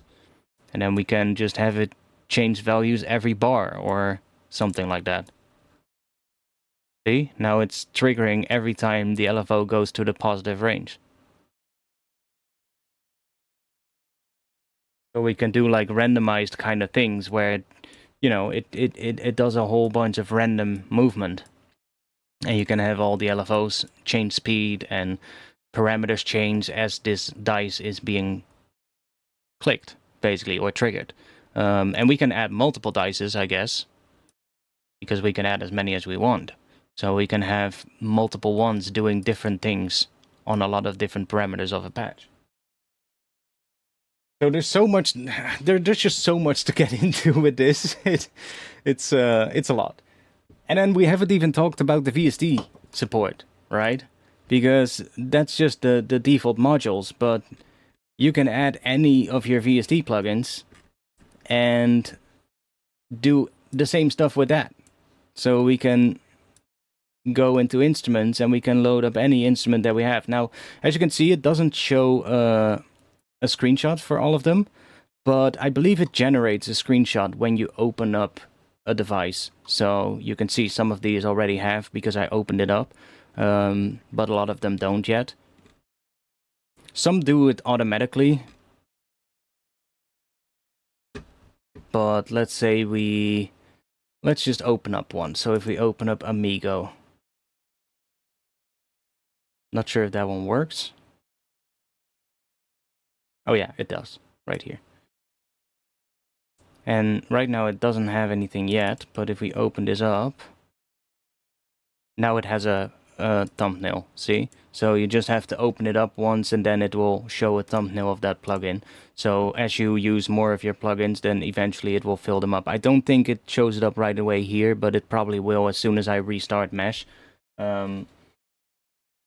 Maybe at some point he can figure out how to make them all sort of like generate, maybe on like the first time you open the plugin, and then the first time you open Mesh, it will just generate all the thumbnails. Maybe that would be nice to have, but I'm fine with this, to be honest. Like, it'll actually show the thumbnails of only the plugins that you often use, right? Because the ones that you haven't opened, it won't show a thumbnail yet. So that might actually be nice, because you'll more easily be able to see which ones you use a lot. You can also favorite different modules. So you will have like I'm not sure what happens if we do that. Does it create like a favorite category? Yeah, so it creates a category with favorites. And we will just be able to go there and see only the ones that we want to see. So that's pretty nice. And there's also different ways to sort this. So we can go to name and we will just see it in a list like this. So if you don't want to see all the big sort of like things, then you can just do this. And there's also compact. I'm not sure what that does. Oh, okay, so that makes it look like this. So whichever one you prefer, I guess. I'll just leave it on this one for now. But yeah, you'll be able to add anything in here, so that will open up a lot of possibilities. Because now, let's say I want to have one of my favorite plugins in here, I can just do insert note and find that plugin. So, which one should we try? I don't know. Let's see, let's go to effects. Let's add a vintage verb. So now we have vintage verb in here, and we can just do anything we would normally do inside of a DAW with vintage verb. But now the great thing about this is if we have some modulation and we want to modulate this reverb, but at the same rate that the rest of the patch is being modulated at, we can just grab this LFO, hook it up to vintage verb, and here we have all the controls. So now we can just say maybe what do we want to modulate? The decay time or something. And now the decay time is being modulated with the same LFO. Obviously, it's gonna sound a little strange because it's it's a reverb, but you get what I mean, right? So you can keep all the modulation in sync. Whereas if you have Serum, for instance, you use Serum, and then you have a processing chain after it inside of Ableton, then you cannot use Serum's modulators to control those effects, you know? And of course, you will be able to sort of like create your own LFOs in Ableton and hook those up to the effects in the sort of like the processing chain with the third-party plugins. And then if you set those LFOs up to the same rate as what you've got in Serum, then yes, you can sync things up, but it's just a lot more work. Whereas this, you basically can sync up everything inside of the entire patch. Now you have Bitwig on Ableton. I mean, kind of. Except Bitwig's The Grid doesn't have VST support, so even if you're a Bitwig user, this might still be interesting to you. Like, because Bitwig won't allow you to do this, where you have a VST plugin in here. And I'm sure Bitwig will at some point add that, but until then, this would be a pretty good option. Plus, the other great thing about this is if you've made a patch, you can save it, you can upload it to the community, or you can send that patch to anyone, even if that person doesn't use Bitwig. And that is a really cool thing, because this works across all the different DAWs, all different platforms. Anything that uses VST3 will be able to use the same patches. Of course, if you use plugins in here, then that person will need to own that plugin to be able to properly use this patch. But you can share it with your friends or the people you work with, even if they don't use the same DAW. And that is something that you won't be able to do with like a patch that you've made in the grid in Bitwig, or you've made something in Patcher in FL Studio, or you've made a rack in Ableton. Like, you won't be able to share that with anyone unless they use the same DAW, right?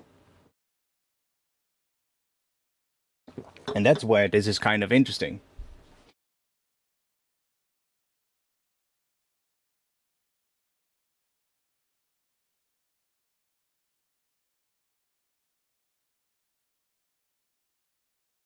Right now it is in early access, so it's currently basically we're doing beta testing at the moment, figuring out all the bugs and little things before the release. It's gonna come out the 25th of June, I believe. Let me actually go to the website real quick.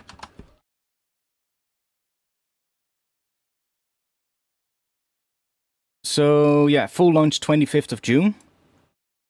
And it is currently on pre-sale for $149. So if you want to get it, then use the link in the description, please, because you will help me out as well.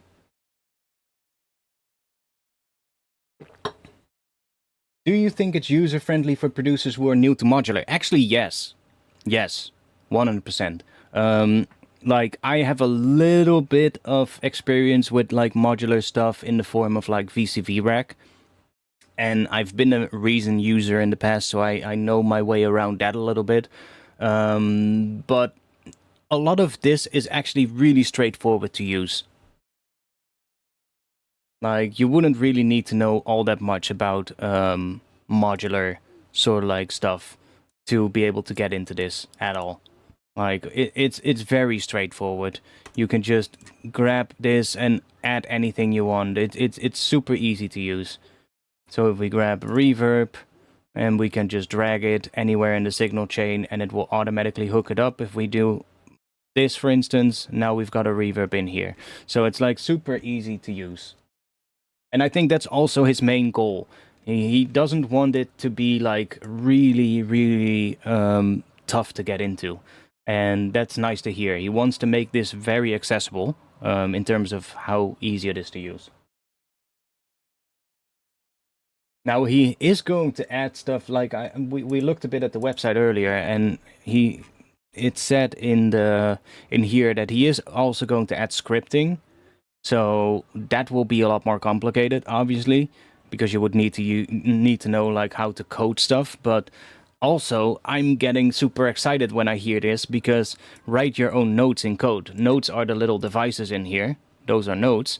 So that means that in the future, people will be able to write their own code and make their own modules. So I can already see where that is going to go. Like, people are probably going to recreate modulars out of like the modular synth sort of like world, and recreate them and upload them to the community so people can use them. I can definitely see that happening in the future. So maybe in the future we'll have things like the cycles module and stuff like that, right?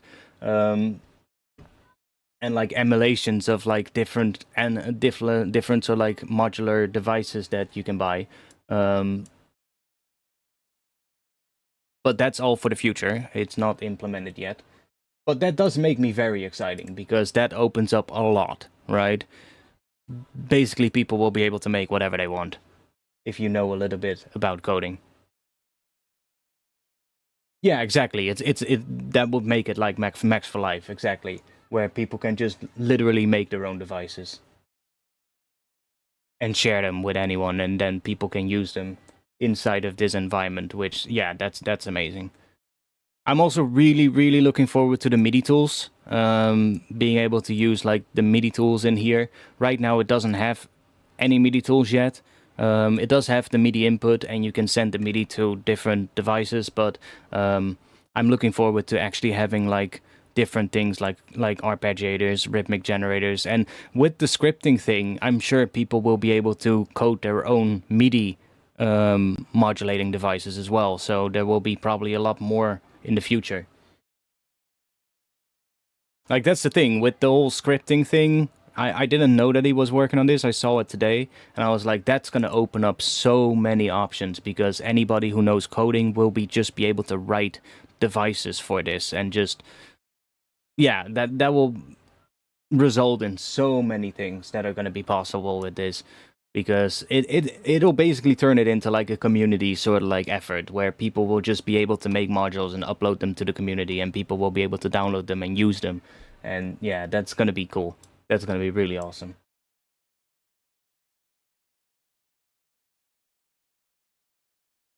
So any questions in particular right now that anybody wants to know about?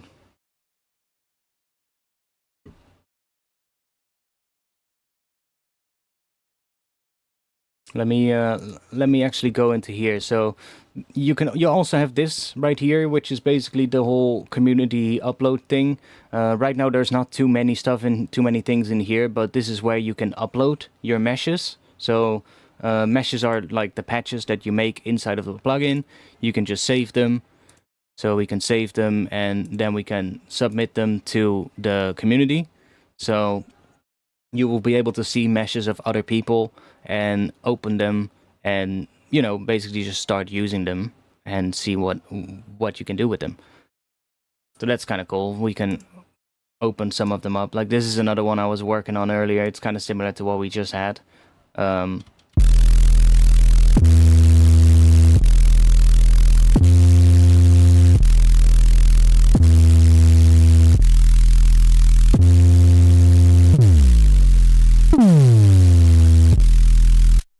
But we can open up some other things.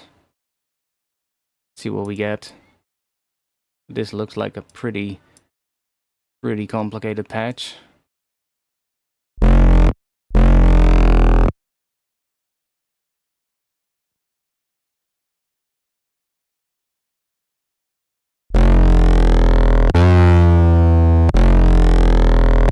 mean, not too complicated actually.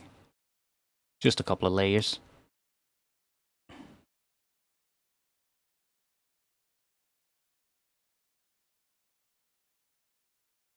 But you can get really crazy, as you can see. I need a bigger screen for this. That's one thing, that's for sure. But as you can see, you can get really crazy. Let's see what happens if we just feed one node into this.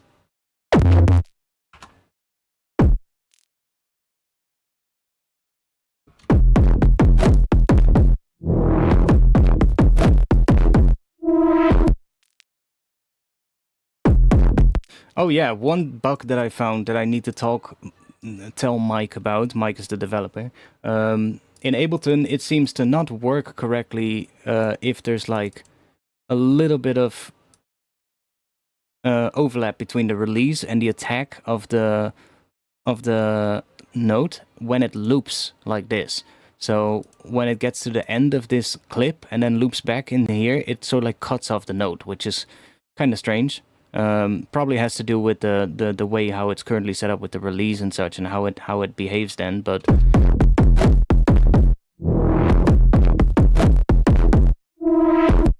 see, it cuts it off.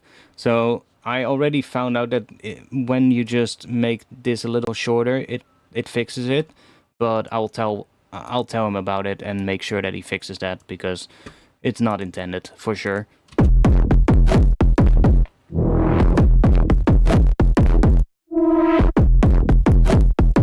See, and that fixes it, so that's the workaround for now. But I'm pretty sure that he will fix that.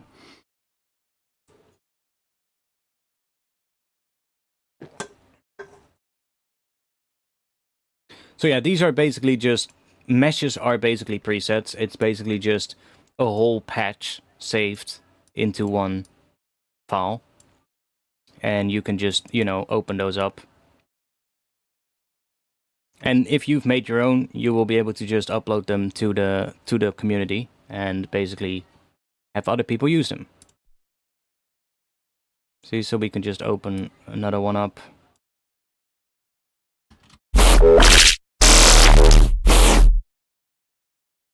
And I guess we can also browse through it here.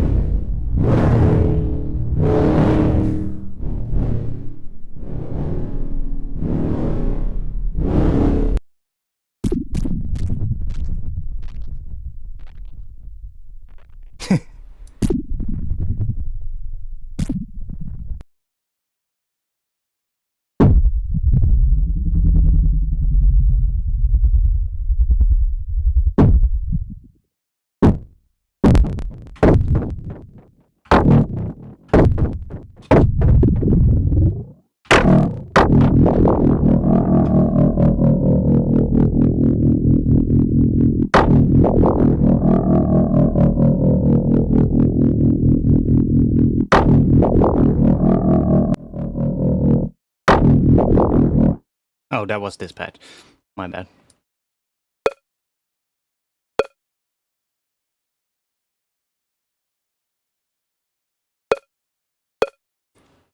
I mean, I guess it's a snare, but I think we can do better.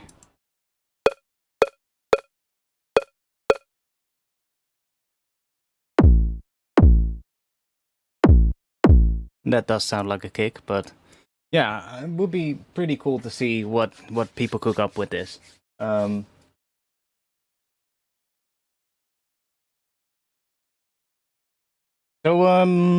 anything anyone wants to know about it right now, because that would be pretty good to get into. Oh, wait, what is that? We got skill tools as well now. Oh, nice. I mean, I don't see where this is going to be used right now, because there's no MIDI effects yet. Maybe this is just in preparation for that. But I think this is new up here at the top, so definitely when there's like MIDI devices coming into here, then this is going to be absolutely needed, so that you can conform the MIDI devices to a skill. But I don't think there's gonna be, well, maybe I'm wrong, but I don't know what would currently use those skill modes.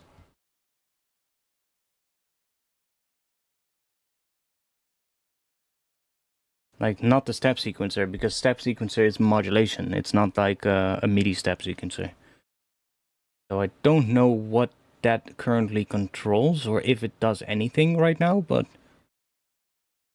I'm pretty sure in the future it will.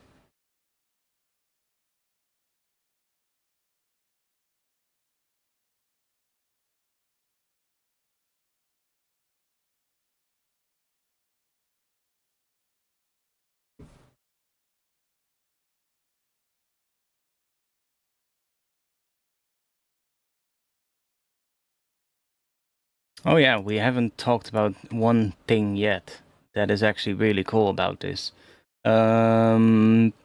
Let's see, what would be a good way to showcase that? I guess if we open up an oscillator. So you can also do feedback chains. That is something that a lot of DAWs actually prevent you from doing, or they make it really difficult to do. For a good reason, obviously, like feedback loops can result in really high volume spikes, and if you're not careful, it can create some really harsh sounds and loud volumes. And I guess most DAW developers just want to make sure that people don't destroy their ears. But feedback loops are kind of interesting as well, and they actually allow you to do a lot of really interesting things. So it's kind of a shame that DAWs are often pretty limited in terms of like what they'll allow you to do. Like sometimes you'll be able to hack it. Like I know in Ableton you can use, I believe if you use like the sends, you can sort of like create a feedback loop. But then you also get into the point as where like if you want to freeze and flatten that particular track, it will probably give you like a message of like, oh, I cannot do this because of the internal routing.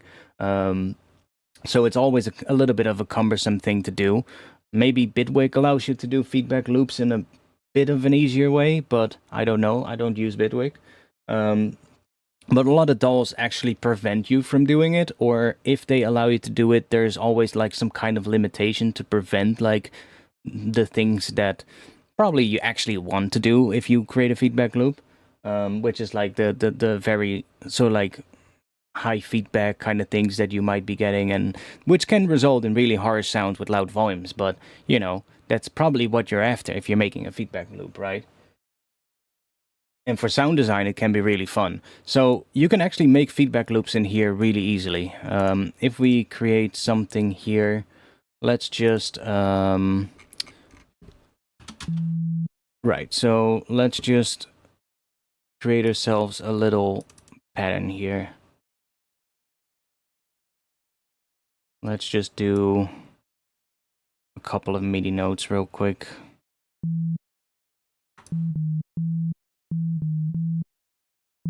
Let's just do this.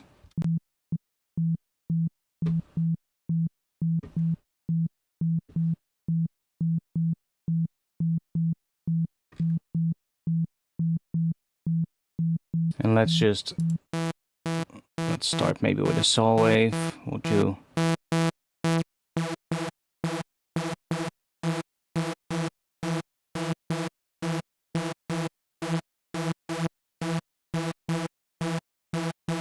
we have a bit of movement already.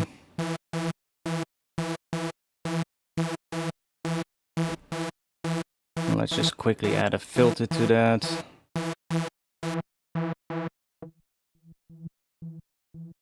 And we'll just add a little envelope so that we can control the filter. Let's just do that. Envelope, there we go. Let's hook that up to the cutoff.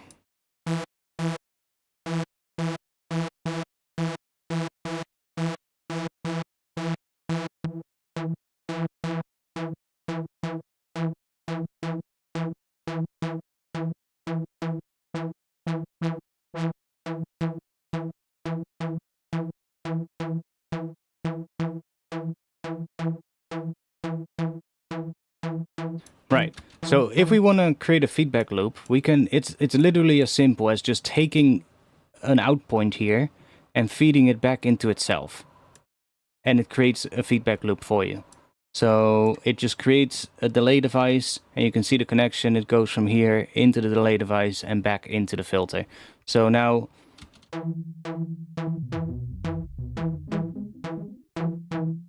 we've created ourselves a feedback loop. And I think, yeah, it's sort of like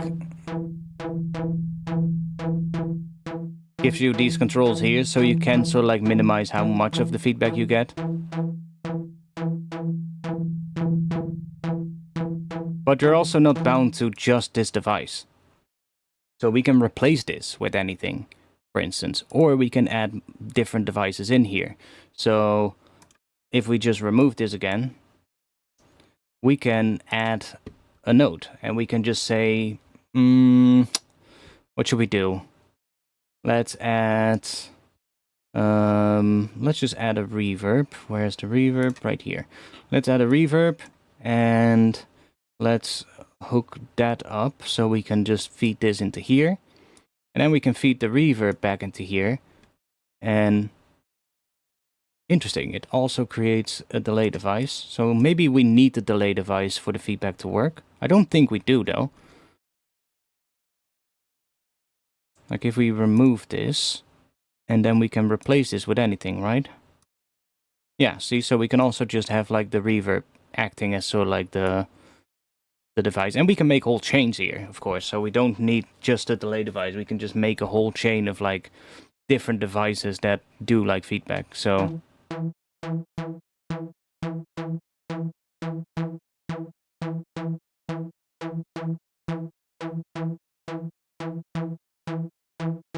maybe we do need the delay device for this to work.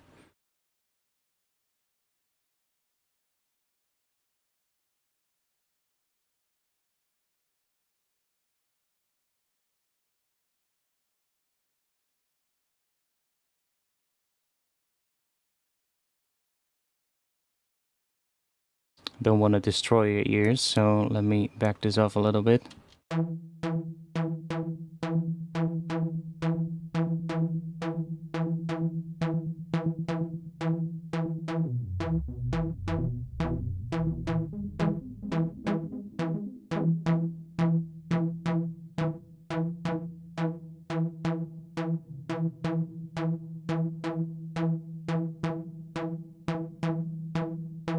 Might also, because we're closing this filter down, that it's not giving us the full sort of like feedback thing. That's probably is what's happening as well here, because this is being triggered, right? So let's just create a little.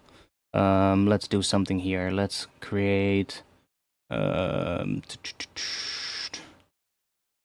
add. Let's just do neat. So that's just a little distortion device here. Let's just add a little bit of distortion. And then instead of doing this whole connection here. Okay, that was not what I wanted to do. Does Control Z work? It does, nice. Okay, let's remove this and let's remove that. Let's just actually remove this whole thing here. So let's do a feedback loop here. Right, that is more what I would expect from like a feedback loop.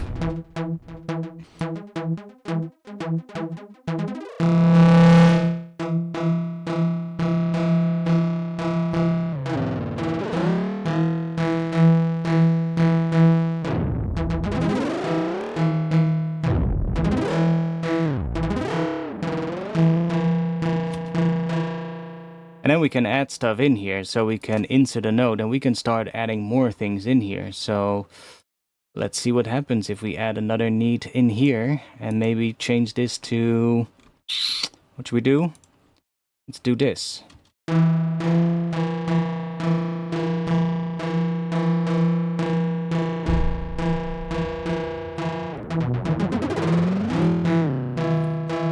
Let's try chorus.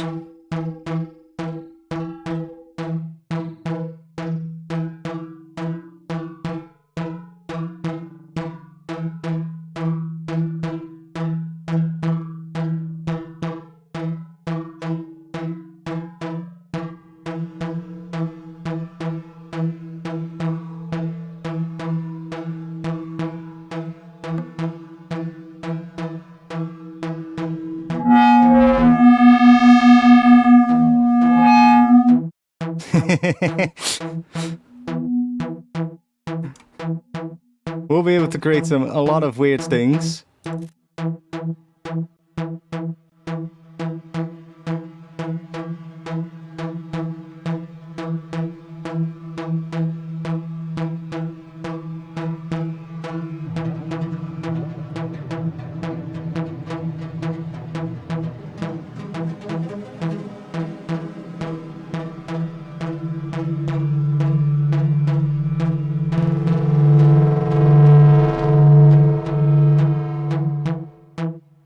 So you can actually do feedback loops like that and actually do the thing that a lot of DAWs would prevent you from doing. And that's pretty cool. You have to be a little careful with it, obviously.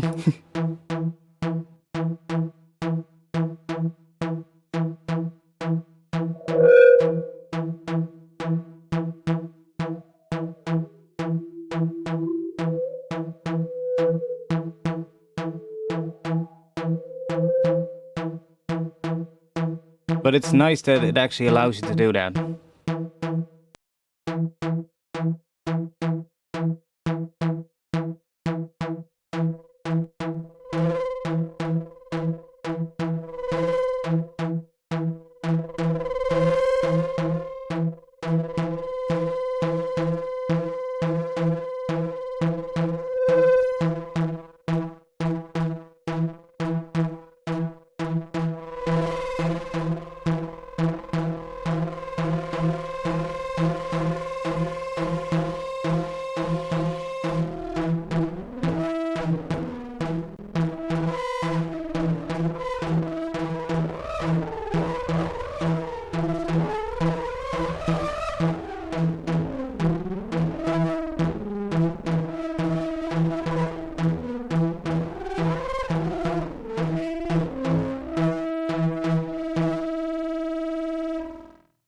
I can already see that being a lot of fun for sound design.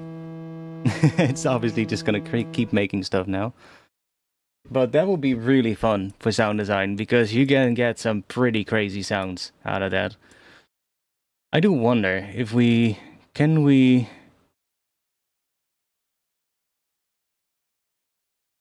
Right, so we can actually remove this connection.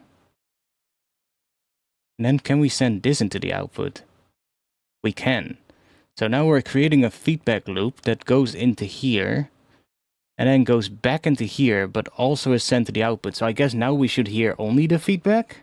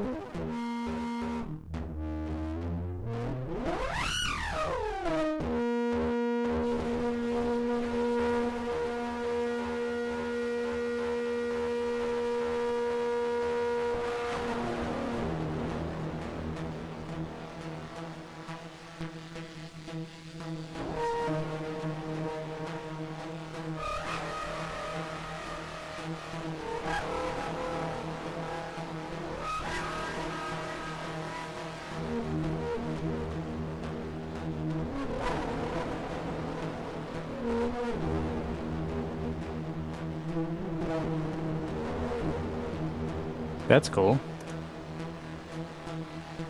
So if we set this to difference only... Ha! That is awesome. So now we're not hearing anything, because it's not really doing anything, right? But as soon as I start boosting here, we should be starting to hear sound.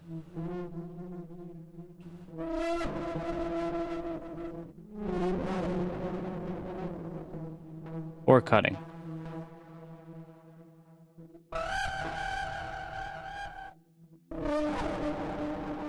That's really cool that it allows you to do that.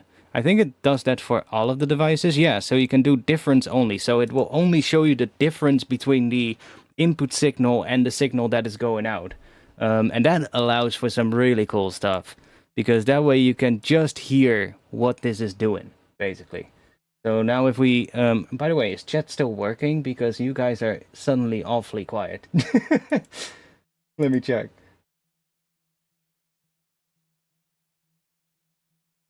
Okay, chat seems to still be working, but let me know if it isn't.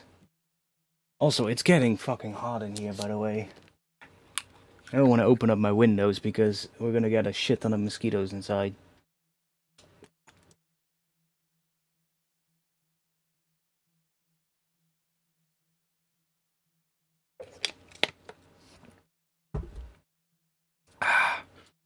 But yeah, that is really cool, because now we're basically just hearing the feedback. We're not even hearing the dry signal that comes into here. We're just hearing what the feedback is doing to the sound.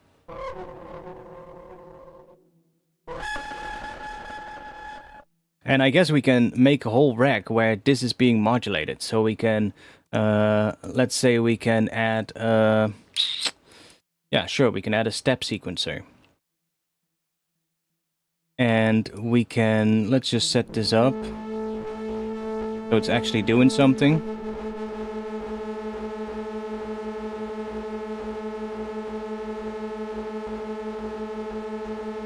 And then we can hook this up to the amount maybe. And then if we set this to 0 or close to 0, we're not really going to hear anything until we add something here. Now we want to be careful with the amount.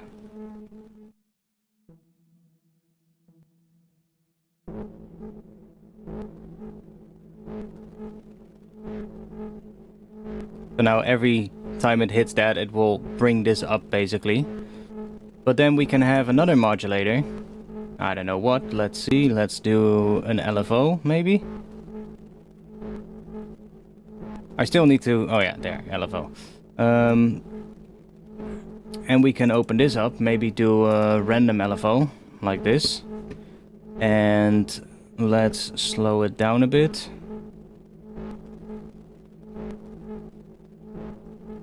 Let's do 8 bars. And now we hook this up to maybe the shift.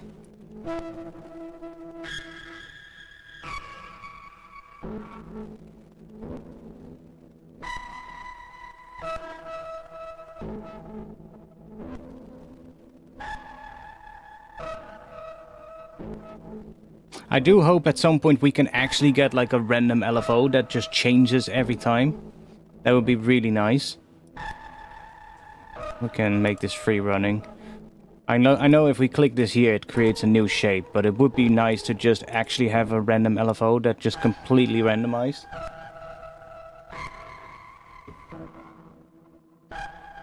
But now it basically picks a different position every time it plays this thing. We can just make like a whole sort of like feedback device that just creates all kinds of weird things.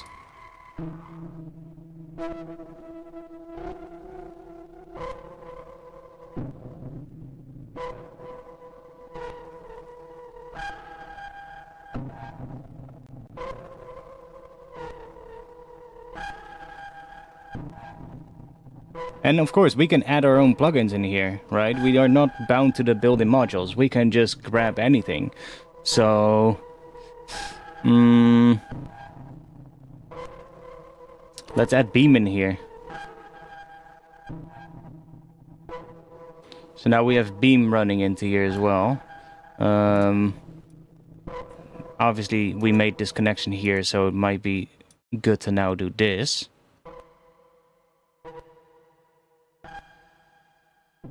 So now we have Beam inside of here.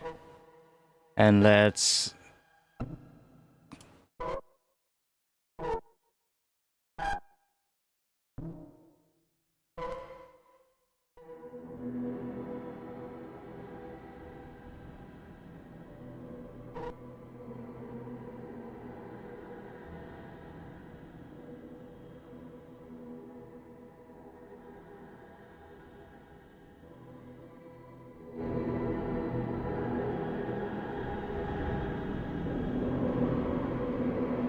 random feedback atmosphere generator.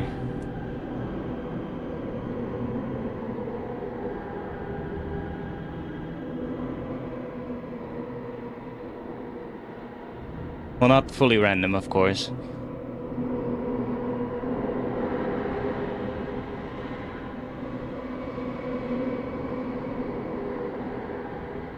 Because we don't have a fully random LFO yet, and it will just keep looping this shape.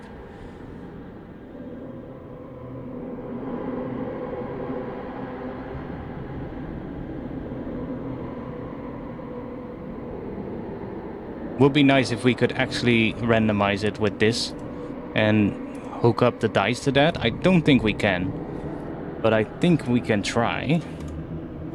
Seeing what happens. So if we grab add node, if we grab the dice, Can we hook that up to there? Is that a source? No. So that would be nice to have. Actually being able to randomize this shape.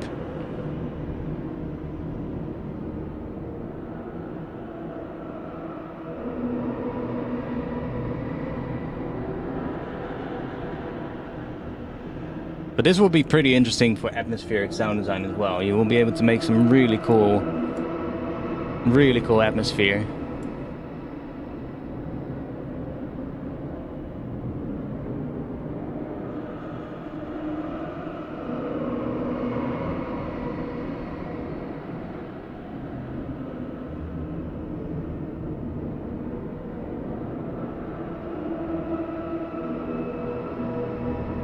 I guess we could set this up in a different way. If instead of the LFO, we use the dice module. So if we grab a dice and we hook that up to the shift,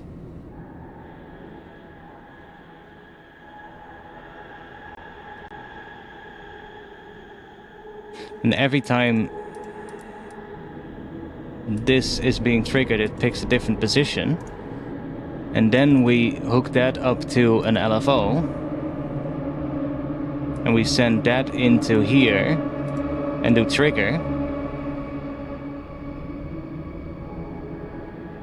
Now we actually get a randomized one.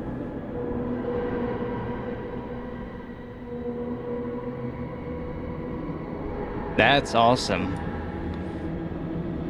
So now we can just select, I don't know, just a square wave here. So every time it hits this positive range, it picks a random position for whatever is connected to this dice, which is the shift. So now we get a different sort of like frequency being fed, being boosted in the feedback chain, and that is then sent out to the output. That's really cool.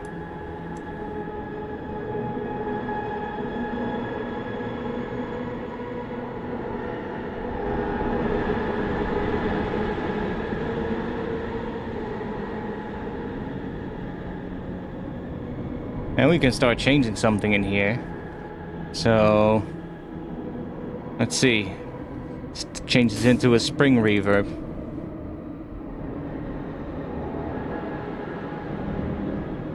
I wonder, can we create a feedback chain inside of a feedback chain? Should we try? So, can we grab that? Or, let's see.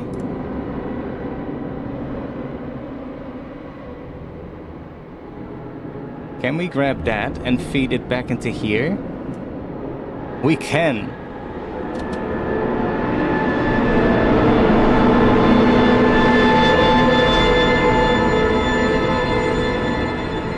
Would be nice if we had a panic button that just stops all the audio. So we can even create a feedback loop inside of a feedback loop. Interesting. So yeah, there's a lot of options with that. We can get super creative with this, but I love the fact that we can do this already. Like for making cinematic sounds, this is gonna be amazing.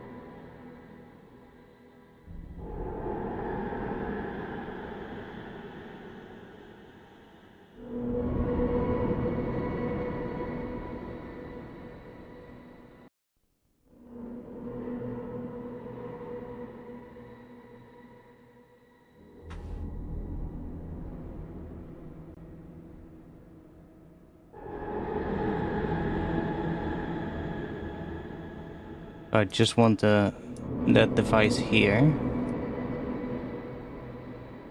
Yeah, like that. So I can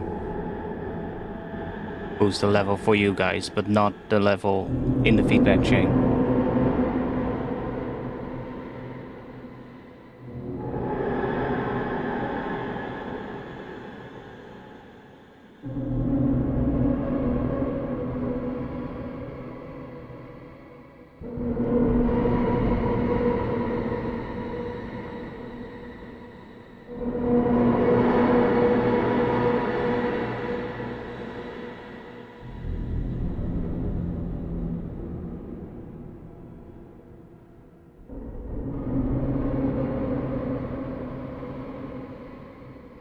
This is cool though.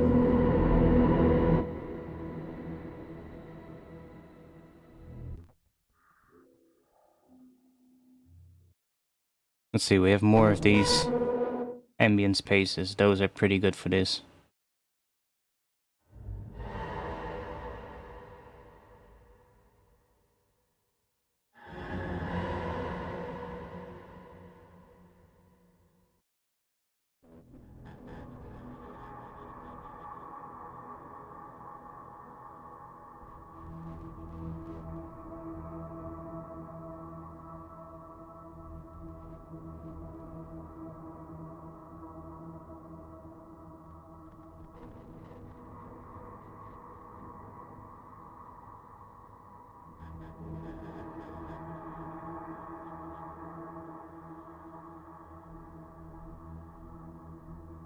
This will be able to create so many cool things.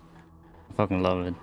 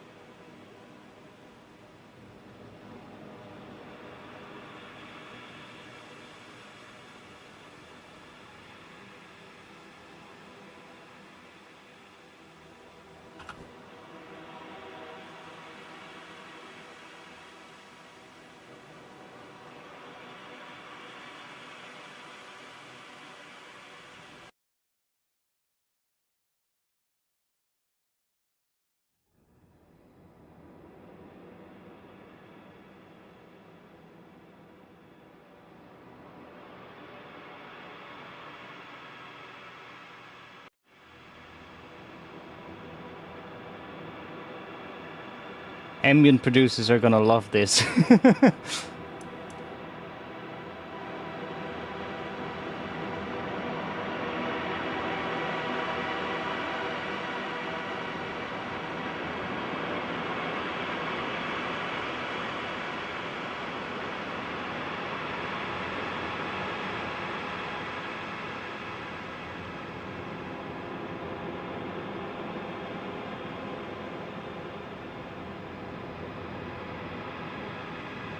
Yeah, this is also where I really wish we had more MIDI tools, which are going to come in the future, but that is going to be so cool for this, being able to randomly change like the ingoing MIDI into these devices.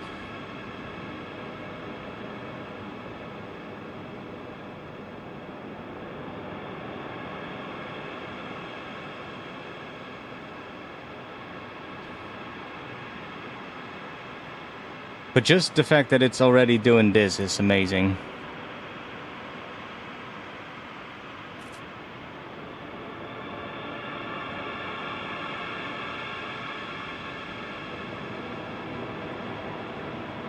Like, remember, this was literally just that.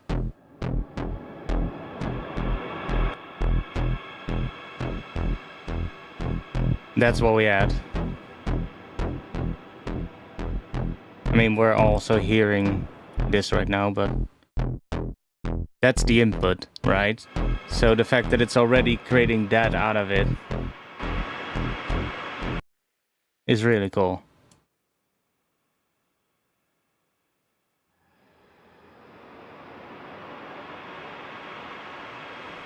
How do you think Mesh will fare for creating basses? I mean, just as well as your plugins already do. Because you can do anything in here. I'm actually gonna save this patch, because this is actually a really cool sound design tool.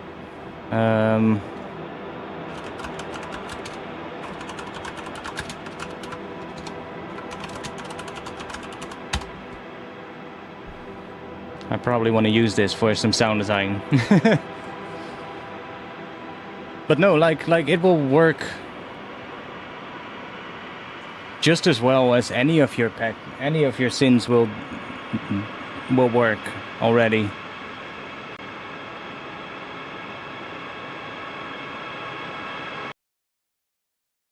So what kind of bass should we make? Should we make a Reese real quick?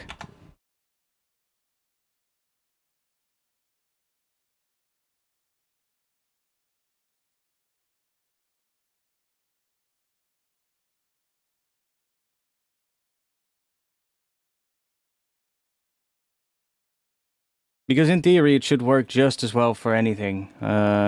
Because it's basically, you can open up any of your synths in here, so how could you go wrong with a nasty Reese? I mean, yeah, right? So let's just get started then.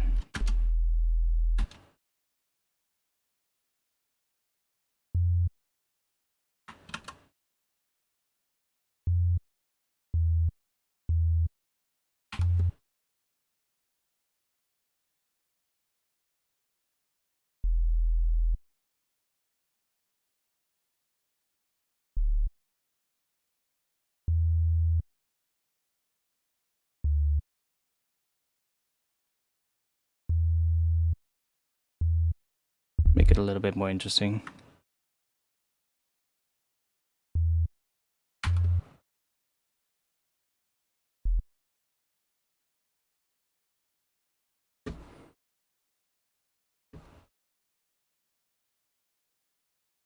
No, because like you can literally just, instead of having this right here, we can just remove this. We can add anything. So if you want to have serum in here, you can just add serum.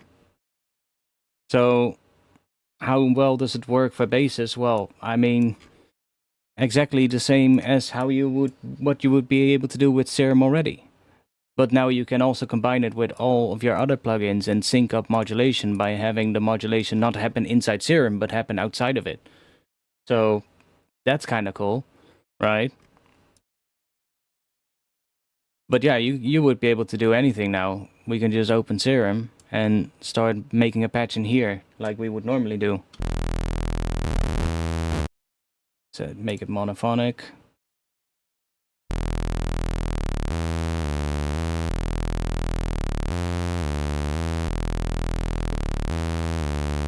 And add another oscillator. Give it some fine tune.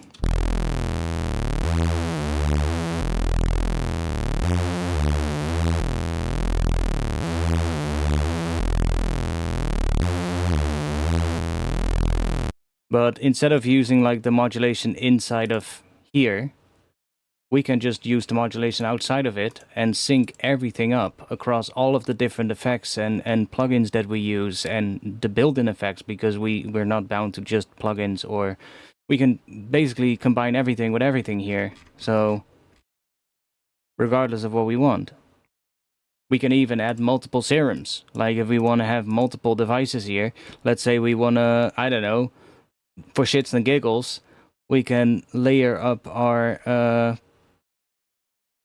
I think so, at least. Ah, there we go. It was just lagging a little. We can layer up our rees with a contact. You know? Like, we could get really weird. And I believe we can even do the multiple outputs as well. Like, it shows me this here. Yeah, see? So we can grab the multiple outputs of contact as well. So if a plugin has multiple outputs, like I guess Addictive Drums, for instance, would also have multiple outputs, we can select all of those here. So we can make like really crazy patches. Like this is maybe not really that what we want to do right now, but you can basically combine this with anything. So we can open up contact and I don't know, we can load up a choir or something. Choir.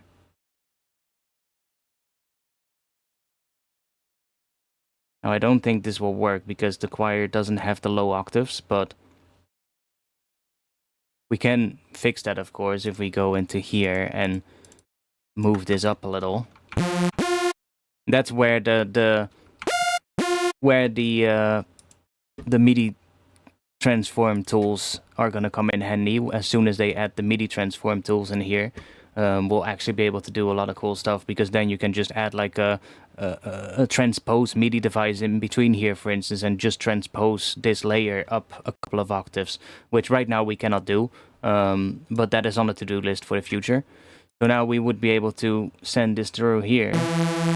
So it's still not in the right octave, as you can see. We're still missing a little bit of something there. But then we can send this to the output. And now on some of the notes we will hear a choir coming through. It's going to be a little quiet because Serum is just louder than Contact.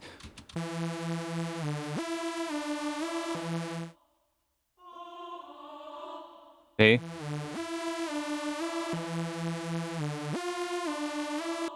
And then obviously we will have to go back in here and change the octave of these.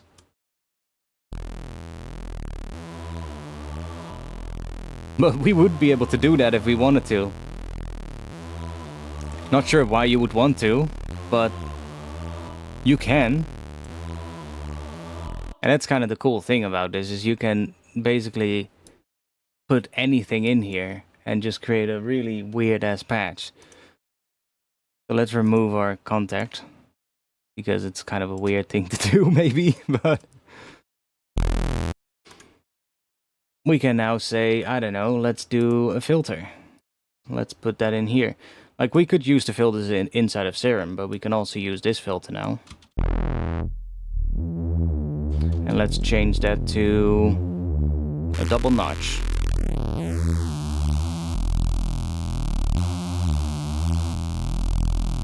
There is band split, yeah, there is. So let's do, if we right click on the cutoff, oh, we can add an LFO right away. And does it automatically hook up? It does. Nice. So now we have an LFO on the cutoff here. And maybe we'll make that bipolar and then just decrease that. And let's go into the LFO. And let's do free running, not anchored, so it just keeps running. And then we'll switch this to Hertz mode and just slow it way down.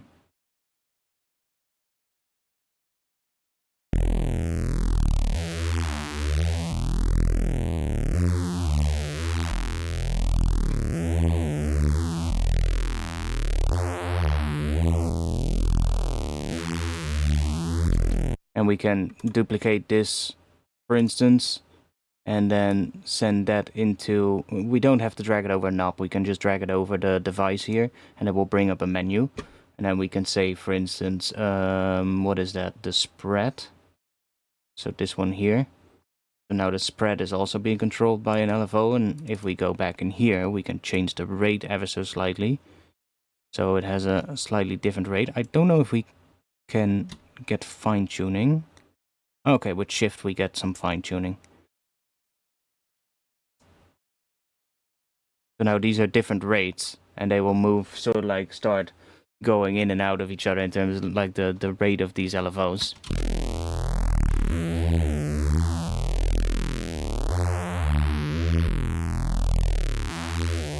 But yeah, you do have a band split. We can add that in here.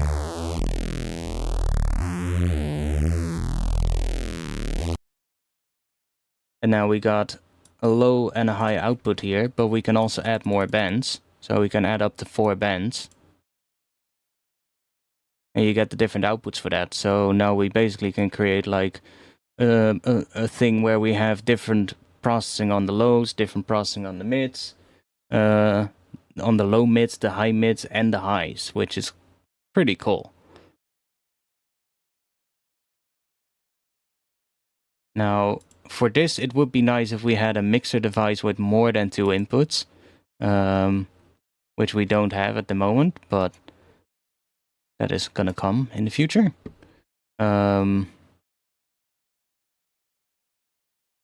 Not that we really need it, because we do already have the option, like if we send this to the outputs,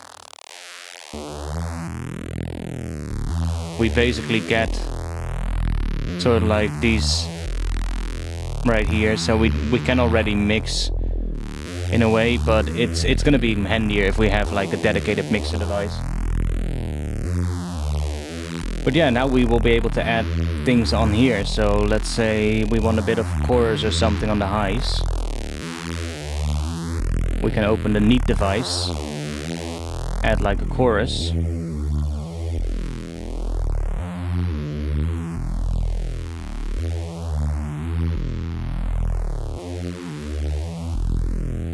Or maybe we do ensemble.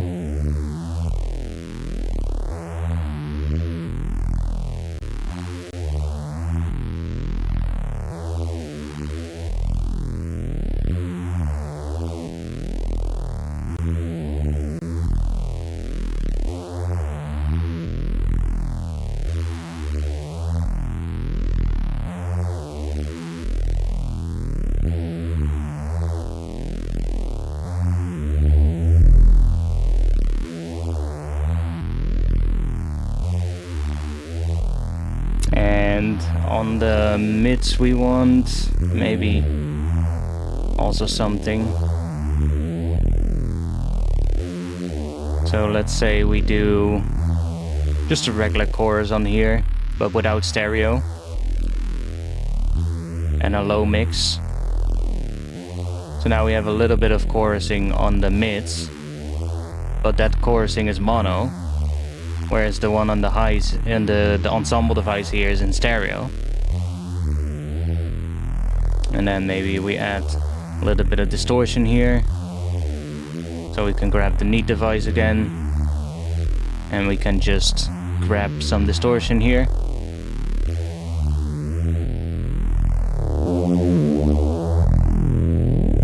We can also auto gain it, so we can hear what the distortion itself is doing.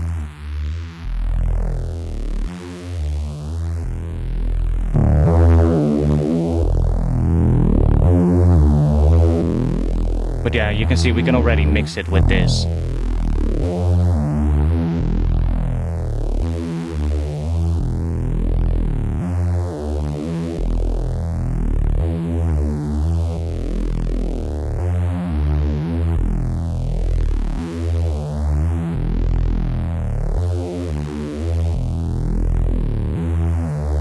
Let's grab another filter. And instead of having these right here,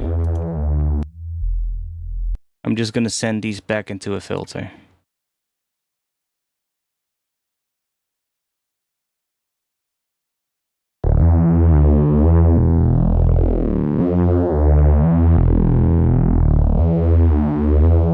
I could actually see myself using this, yeah, especially for sound design. Like, if I'm working on a track, maybe not, right? Like, if you're working on a track and you're just trying to, you know, write a track, probably not, because this is such a rabbit hole and you can get lost in it for hours and hours.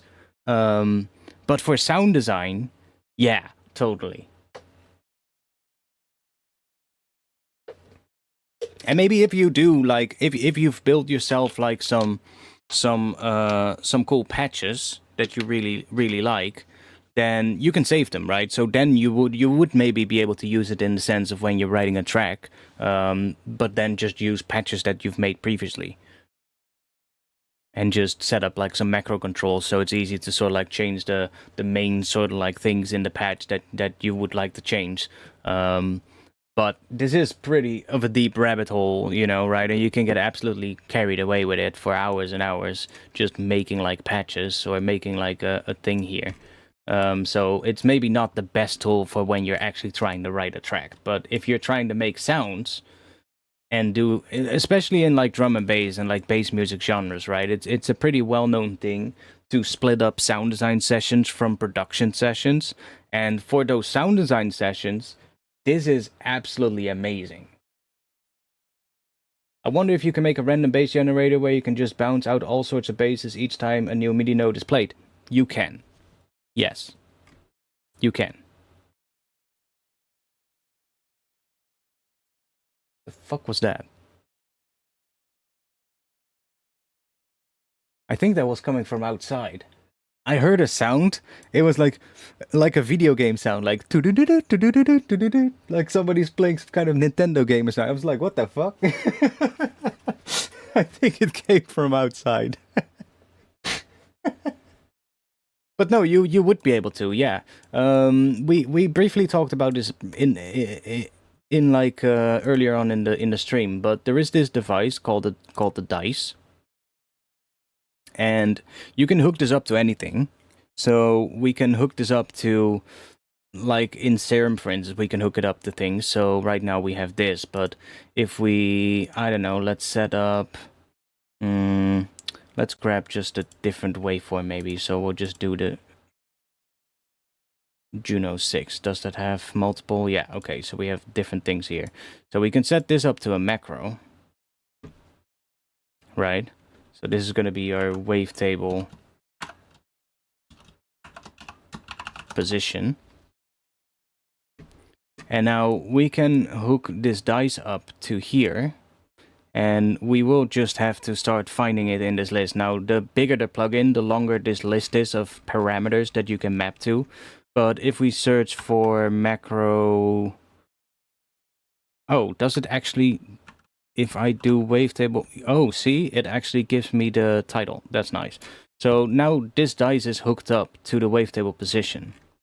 And every time we click this, it picks a different position. So it's a little bit hard to see, but if we zoom in on this, okay, we're already zoomed in. But you see this little dot on the macro knob there? If I click this, see how that dot is moving around? So it picks a different position, and if we open up the Serum, we should be able to see it happening here as well. We don't see it change here, but I think if we play, yeah. So it might be good if we just pick like a shape that actually has more stuff going on. So,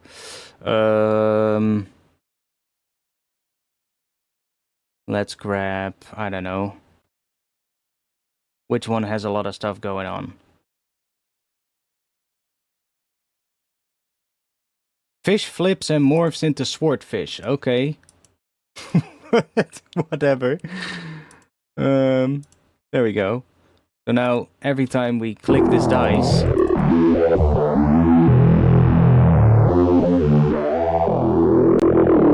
it picks a different position for this macro knob here. And we can trigger that. So we can grab a note. We can grab an envelope would work, but we can also do an LFO and set that to envelope mode. So we can just set this to envelope mode, which means it's only triggered once. Do that, so that it has a ramp down shape. And now we can send this into here, click trigger, and now every time a MIDI note triggers this dice, every new MIDI note, we're triggering this dice, and it changes the wavetable position in Serum.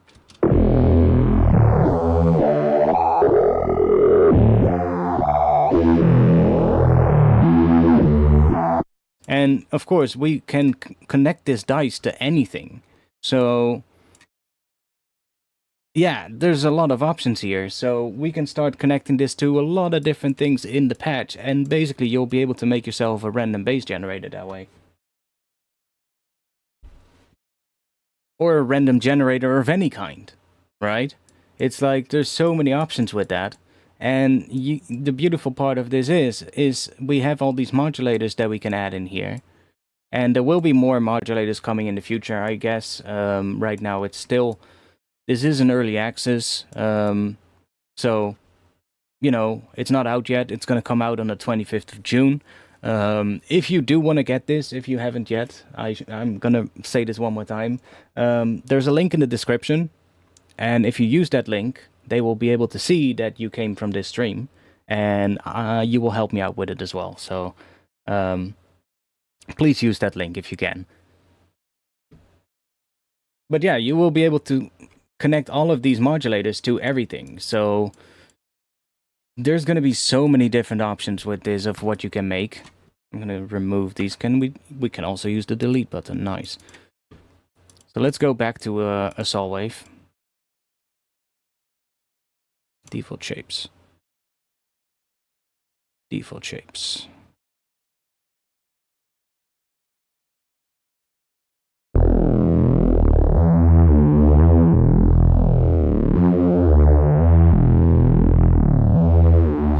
Let's actually leave the sub clean.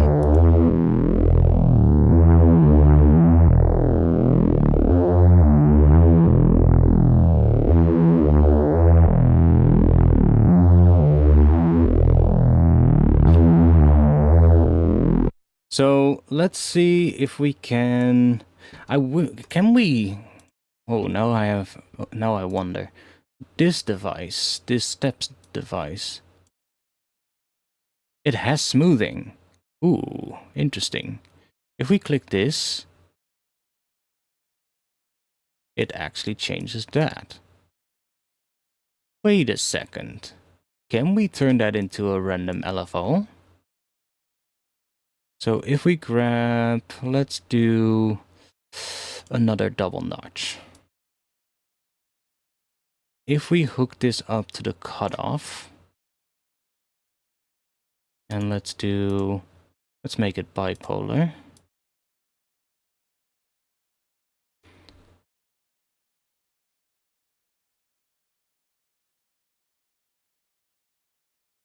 We can add, I guess we can just use an envelope.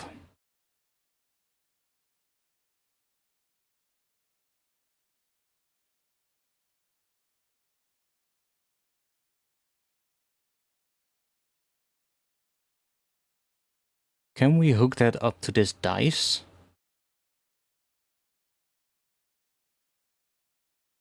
We cannot.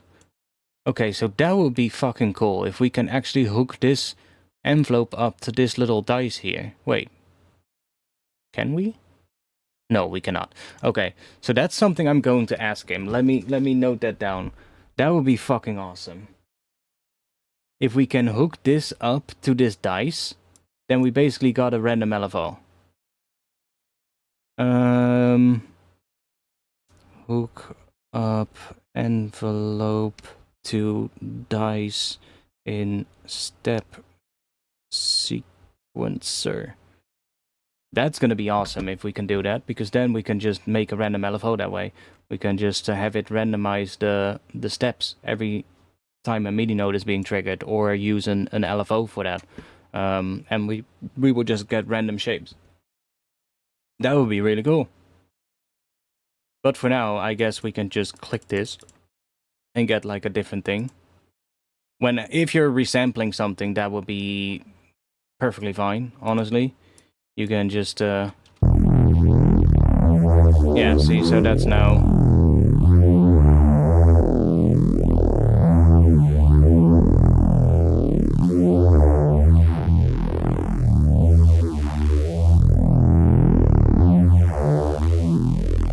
But it would be nice if we could actually randomize this with like a MIDI trigger. Then this would be an ultimate randomizer, because then we can hook this up to anything and have everything being randomized the entire time. This is going to be so cool for Neurobase, by the way.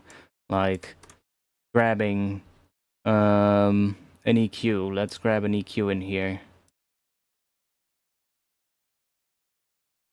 And let's make a bit of a shape here. So let's do that. Let's make a little cut. Or maybe even a notch. Yeah, we can also do a notch. And then we'll make another point here.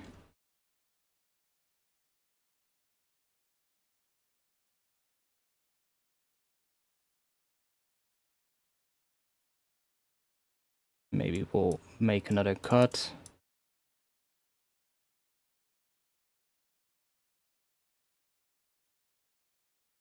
Can we open this up? No, okay.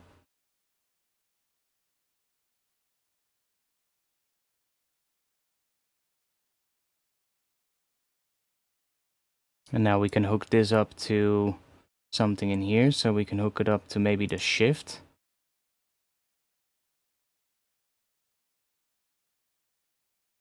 Bipolar.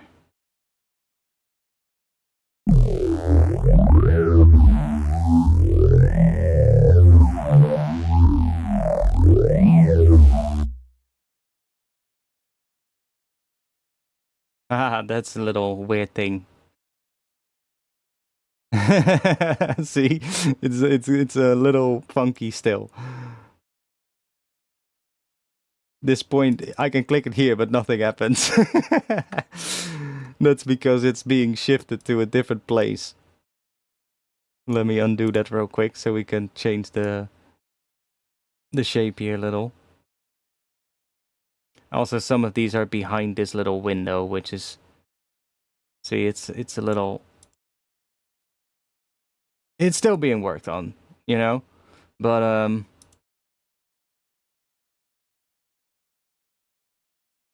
this is going to be really cool because we can literally just start, just start moving this around. And let's say we grab, maybe we'll grab another one of these.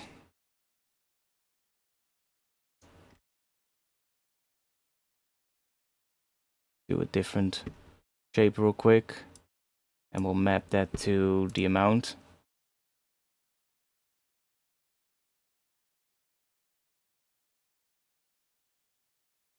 Go from like minus 100, maybe.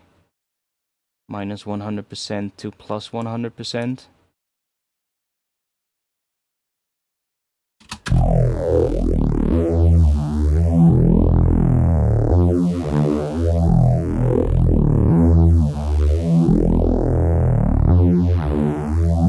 Maybe we'll hook that up to the spread of this one.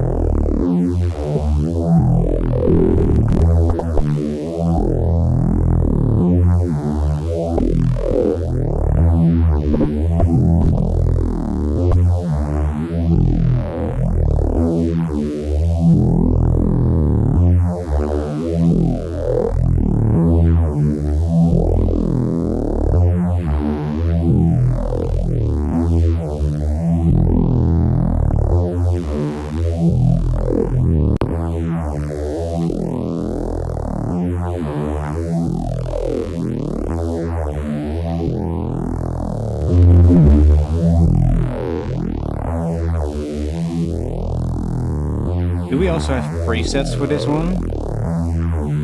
Oh, that would be nice to have as well. Presets for this device. Don't think there are at the moment.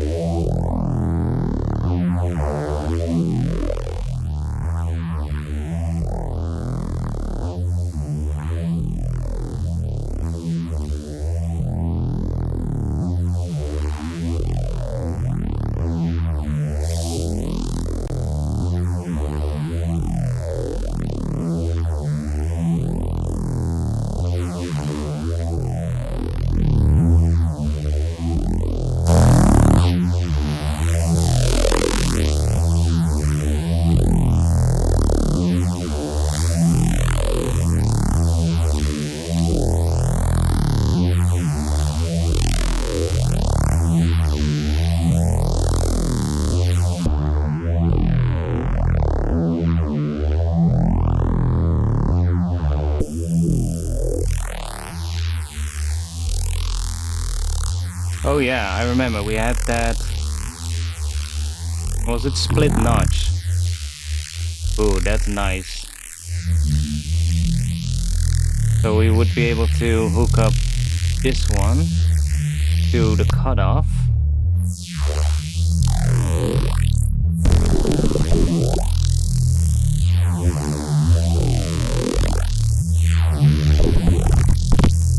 It's a little buggy when I change the rate of the depth of some of these modulators, but I'm pretty sure he'll figure that out.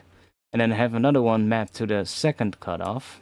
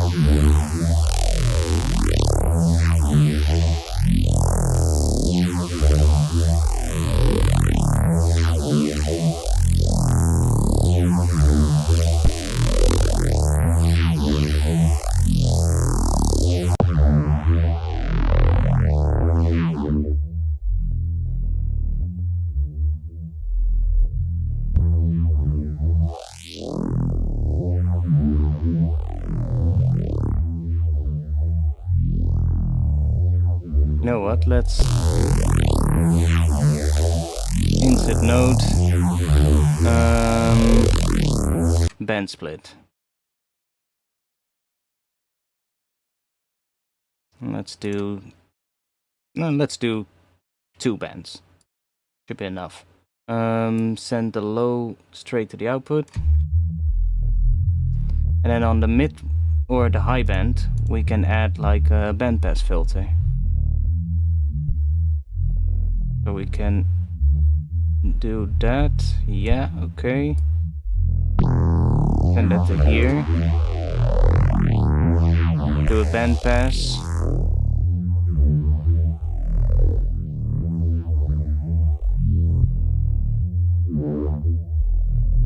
And then we want to modulate that, so let's grab U maybe and modulate this, modulate the cutoff.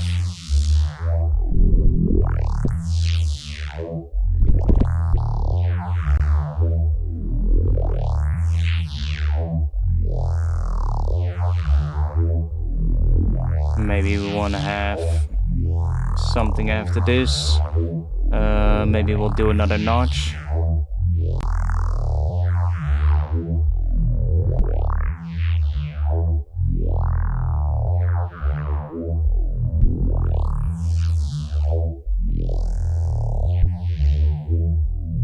And we'll use this one.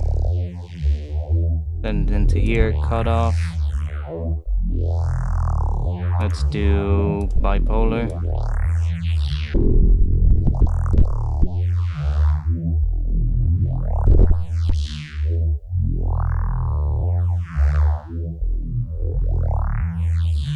And maybe we want some noise. So let's grab an oscillator.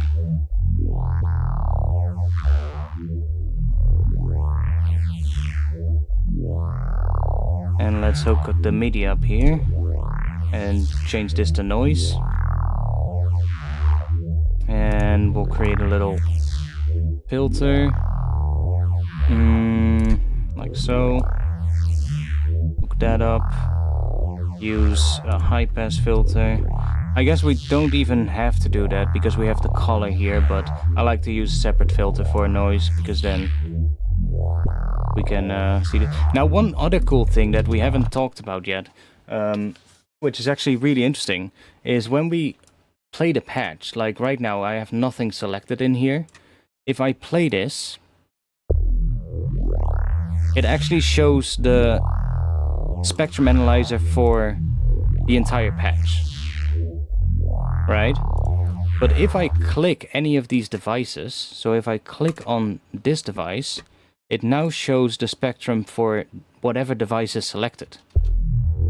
See? It only shows the spectrum for that device.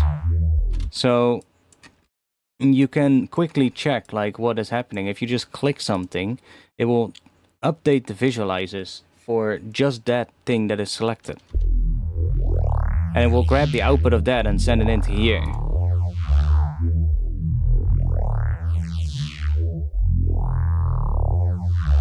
That's kind of helpful. So now we can send this into somewhere. So we could send it back into here. But what if we, you know what, let's do that actually. Let's send it into here or even into here.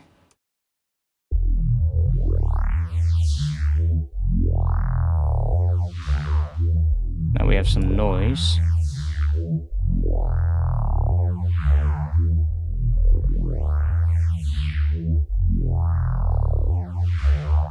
And I want to modulate the noise, so let's grab another oscillator real quick. Oscillator. And let's hook that up. I guess we should probably set these to monophonic. And let's send this one into an envelope follower. So we'll grab an envelope follower, send that into there, and we'll connect this up to this noise oscillator, and we'll connect it up to the level. So now we've made that connection. And let's decrease that a little bit if it wants to. Why not? Because this is connected to it, I guess. I mean, do we need that envelope? I mean, we can change it here, doesn't matter. And we have this audio mode, but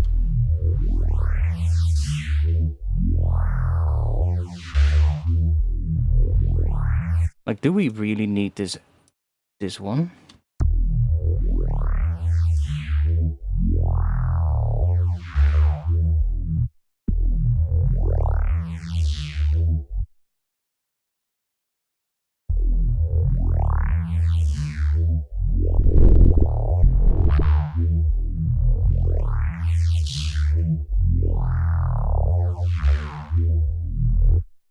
So a little bit hard to hear right now, but if we just bypass this and just go to the output real quick, we can hear what the noise is doing. Right. That's exactly what I wanted to do.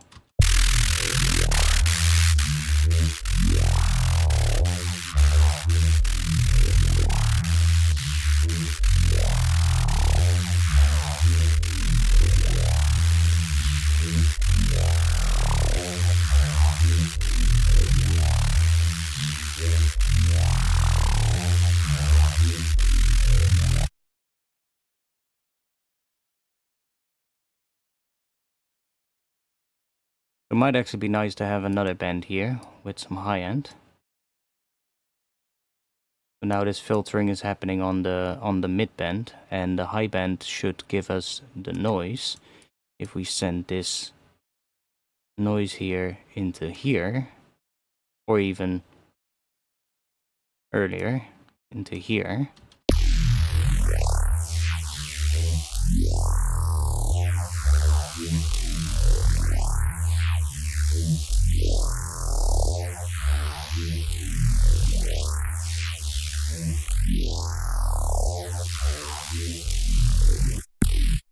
Let's actually make this a little longer.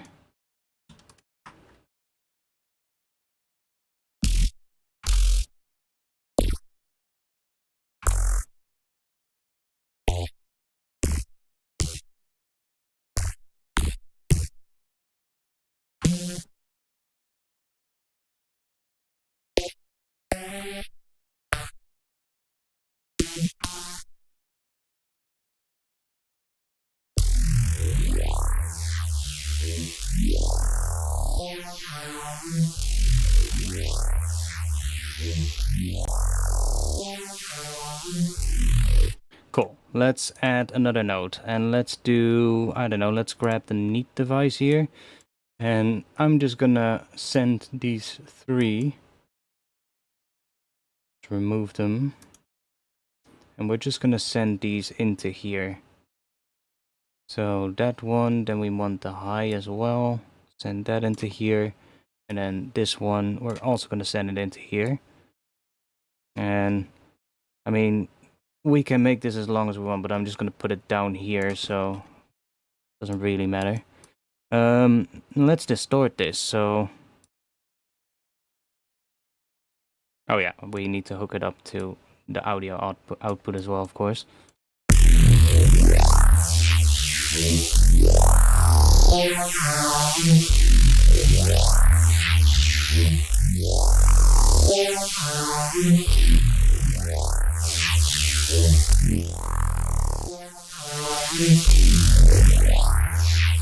Or maybe we replace this one with a wave shaper.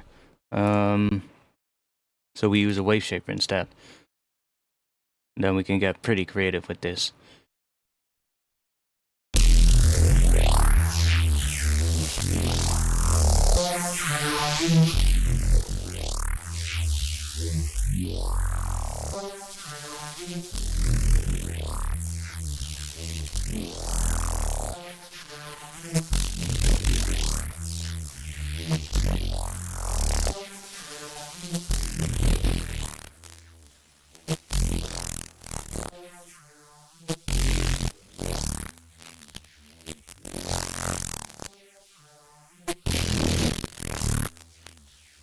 Oh, interesting. You can move the points, you can move these handles outside of the window. That's maybe not exactly what you want, because then you can't touch them anymore. Like, there's still things that we come across, like people that are beta testing right now, where like, oh, that's kind of maybe a little bit annoying. Maybe we need to figure out how to do that in a different way.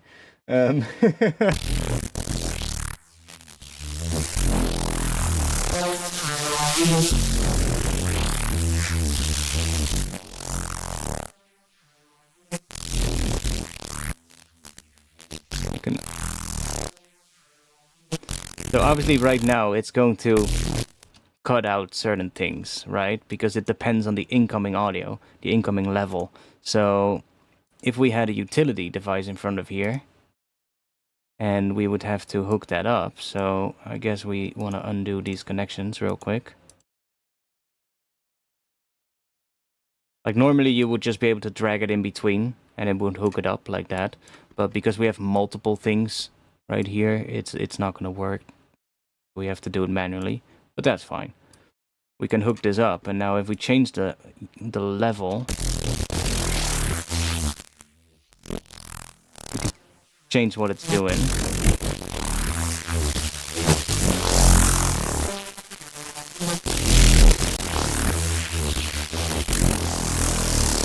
Now obviously this is a bit of a weird patch right now, but we can just try out different shapes.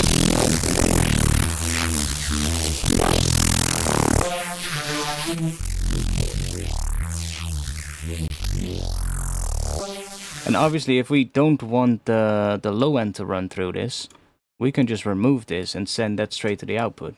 So now only the mid-range and the high end is running through the wave shaper. So we can do a lot of distortion on that, but the low end stays clean.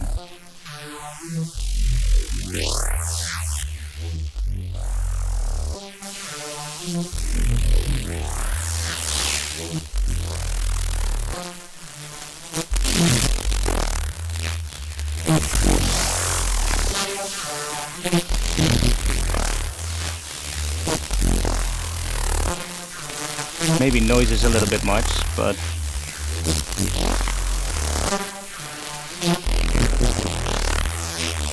like the wave shaping is going to create a bunch of noise anyway, so might not even need noise going into here, but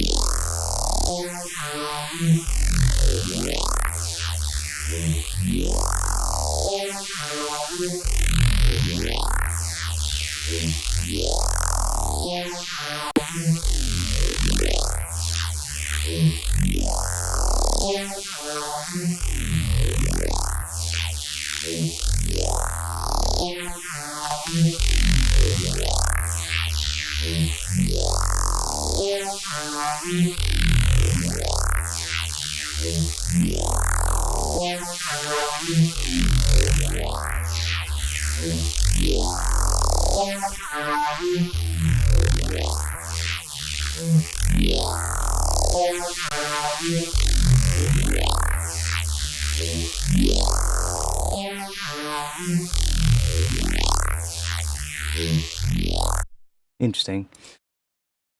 But yeah, we can get so creative with it. We can keep going and just make this into like a gigantic neurobase patch. And I love that they have this built-in sampler as well. So we can just, if we hear something, we can just select it and just select it and wait. What did I do?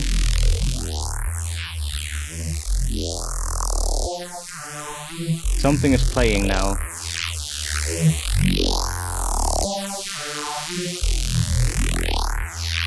What? Where is it playing from?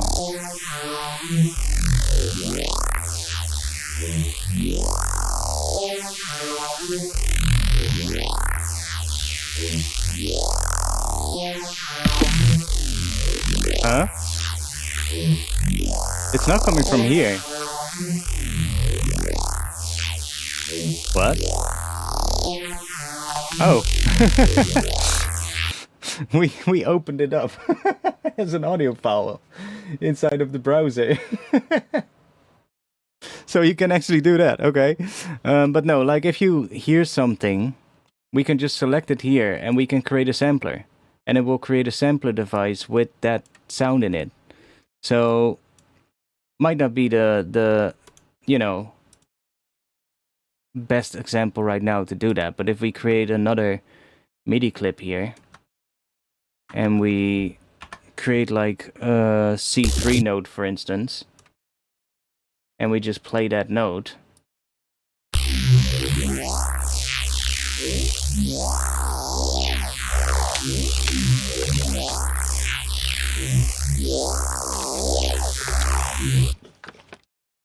cool.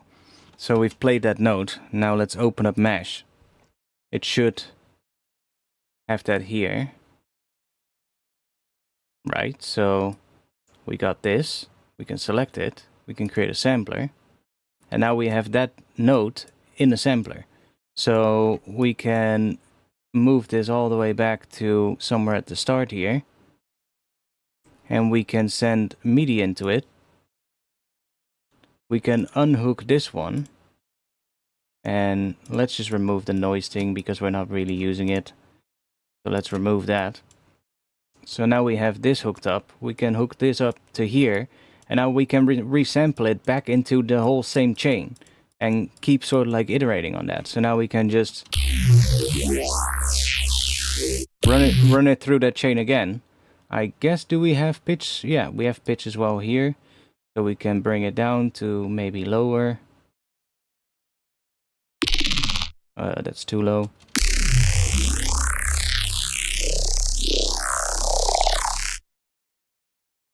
I guess that was alright.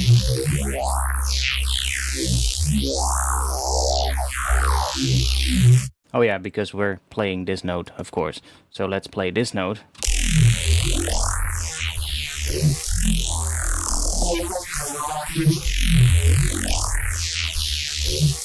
I haven't actually tested this out, but monophonic, okay, cool.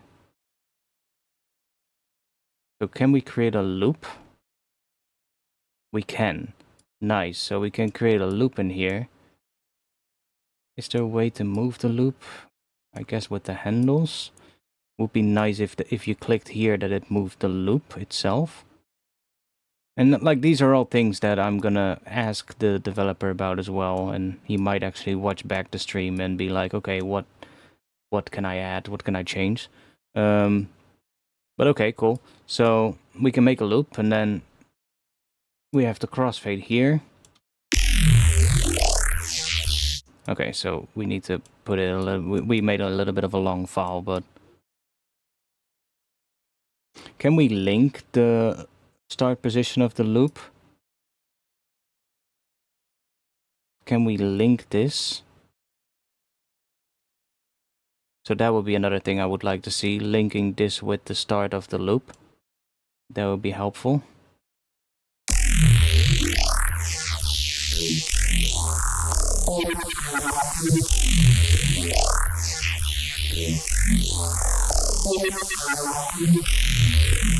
See, so you don't have to start moving these and these around.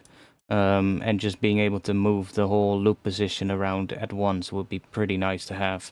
But yeah, you can just find like a position in here and just start looping that and basically run that through the whole chain again.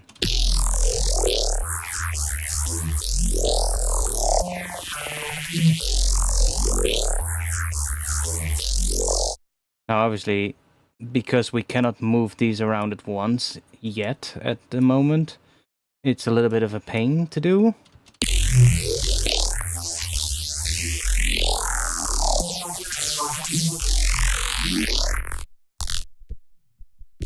Yeah, see, and it breaks if I move this behind the loop itself. It just breaks. So that would be a cool thing. Let me actually put that in my notes.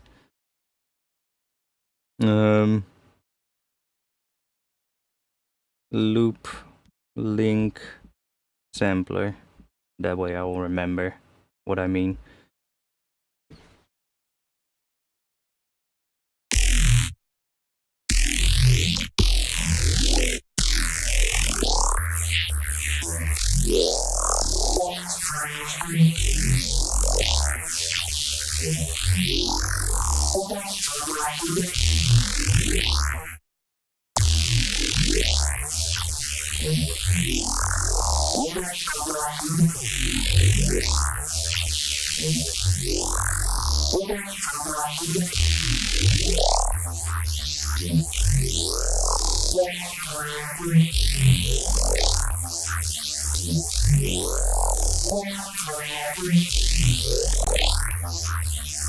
Oh nice, so we got a filter in here as well.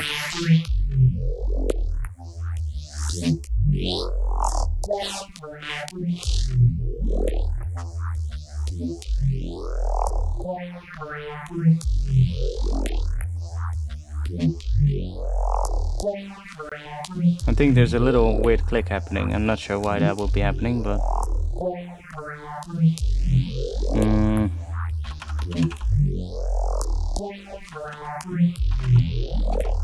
Cut off.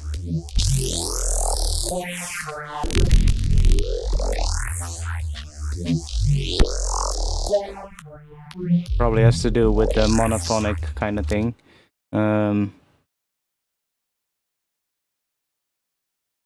Pitch mode, frequency. Yeah, so probably has to do with that, but not too big of a deal at the moment.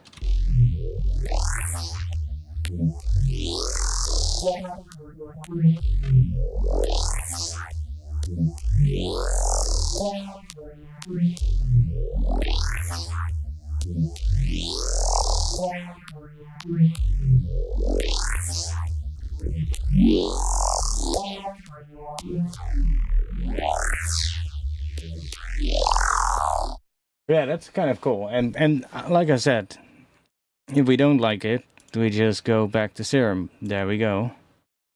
And we're back to our original patch, and we can keep going. Any other questions at the moment? How late is it? 12:48. Okay, cool.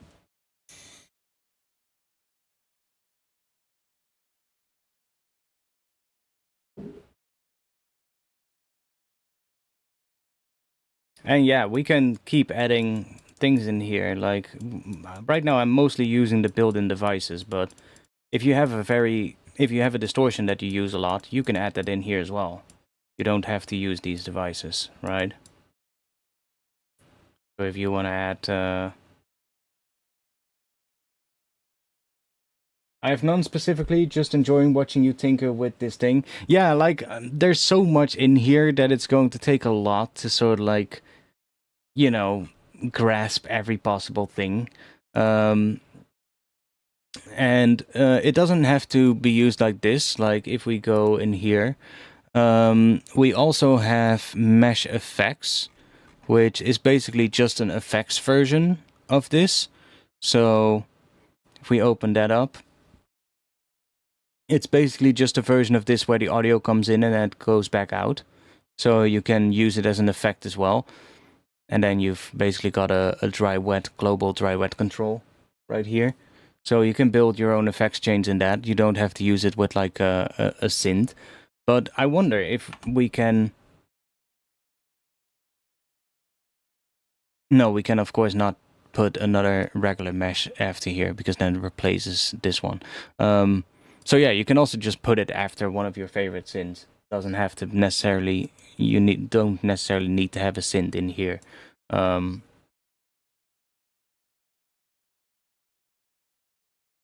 But yeah, we can use anything in here. So if you have some other plugin that you really like, that you use a lot, just go in here into effects. It actually categorizes all your effects as well, which is really cool. So modulation, and see, it tries to categorize all of these, which is pretty nice actually, and it does a relatively good job. Filters seems to be doing a pretty good job actually.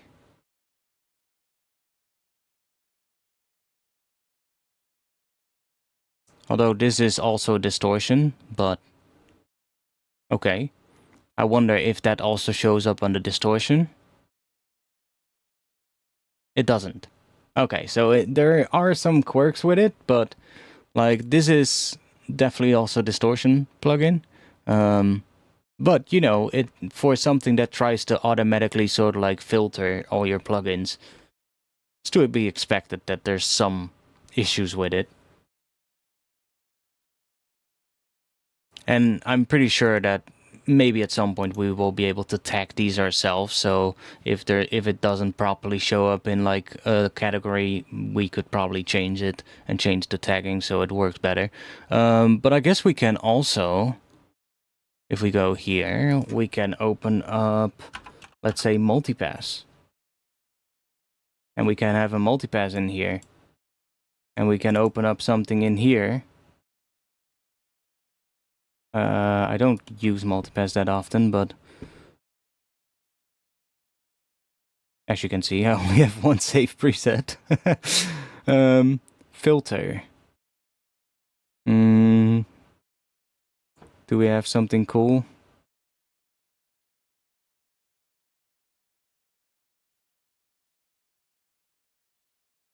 Right, so we have that, and we have all these macros. So if we go in here now, we got all these macros down here, or I mean, they're not probably the macros that we just saw, but if we hook this up, can we do that? Wait, did I reach the max? No, we didn't. I'm not even sure what the maximum amount of things would be in here, but okay, so it does also sort of like use these names. It would be nice if you type macro 1, it would show this one even though it is changed to drive. as a name. It would be nice to then also show up that macro. That would be pretty helpful because you might not always know what the name is. But okay, so low filter is one. So now that will control the low filter in here.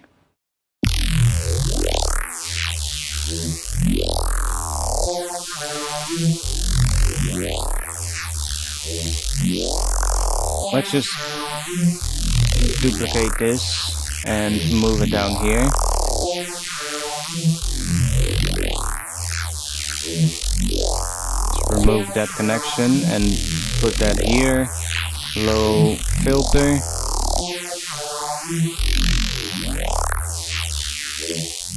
And let's duplicate that again. Different shape. Low mid filter. We duplicate it again. Different shape. What is it? Mid filter. There we go. Duplicate that again.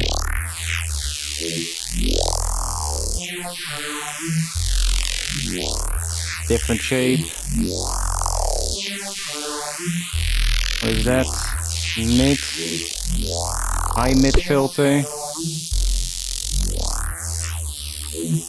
Duplicate it again. High filter. So now we can just randomize these shapes a little.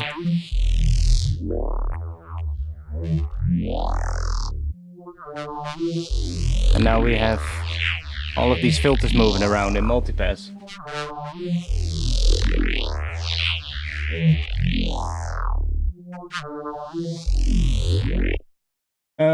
Looks like there were numbers in front of the macros in the list. Maybe you search for one, you'll find drive. That could be the case. Let's see. We do that and we type 1. Yeah. I mean, still, it would be nice if it also, if you type, for instance, macro, it would just show all the different macro knobs inside multipass in a list. That would be nice to have, because a lot of times you'll probably want to map the macros to something and then modulate the macros. So maybe that I'm actually gonna save that in my notes. That if you type macro in modulation search, shows all macros regardless of name. I'm pretty sure he will be able to add that.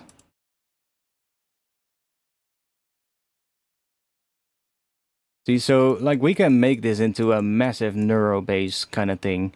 So I think we can even select this and maybe include that one as well. And now we can duplicate all of this.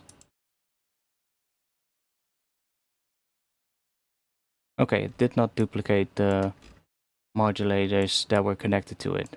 Okay.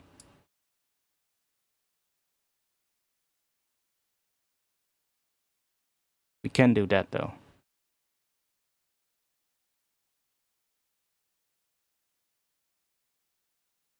So it doesn't do that, but hey, that is something we can, that maybe he will actually do in the future. And it also, oh, it did actually do the patch itself. So if we do this again, low, what was it, mid? Huh. 4? Oh, for some reason the macros are not picking up the name right now in this copy. I noticed sometimes when you copy a device, it seems to have a couple of bugs still. But, you know, nothing that cannot be fixed. And it doesn't seem to do that when you load the device up from just like its default state and then hook everything up.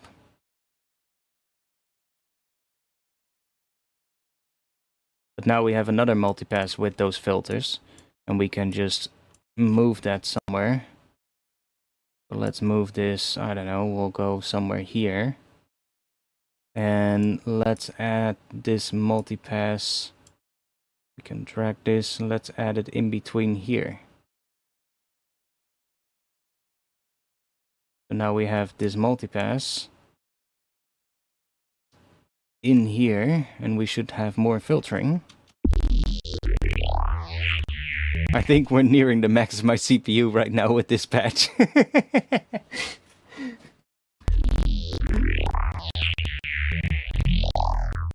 Yeah, we're nearing the max. Like, what is happening? Yeah.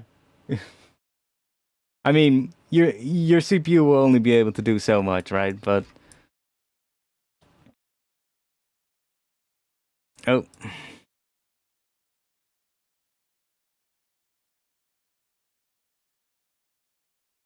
I think I can. But yeah, I'm so stoked on this. This is gonna be a really cool thing to mess around with, and especially for like sound design, this is gonna be amazing.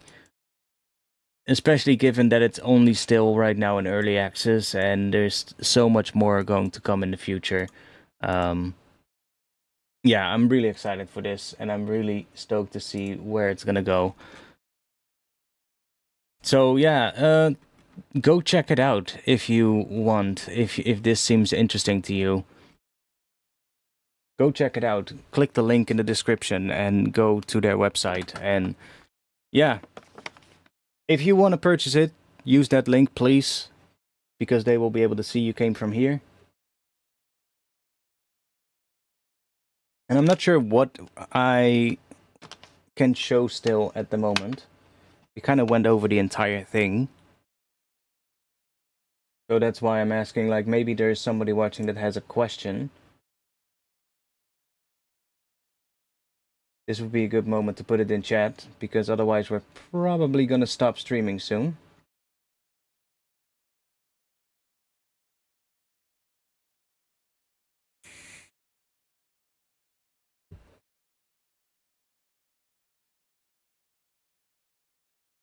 Make sounds that shouldn't exist, fast and modular for your plugins. Yeah, that's basically what it is. It's basically just a modular environment, but for your plugins.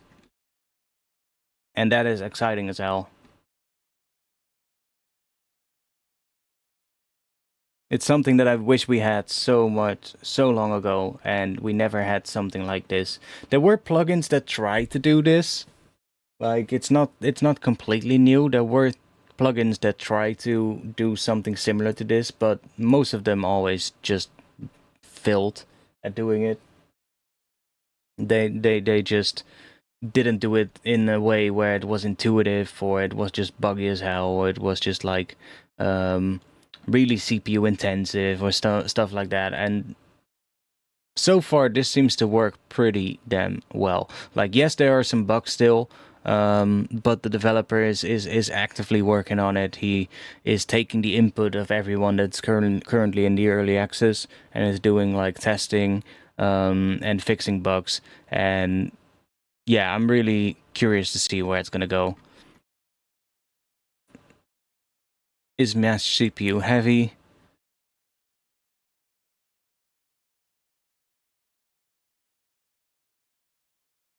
If anything starts to feel heavy in a real session, that's a bug worth reporting.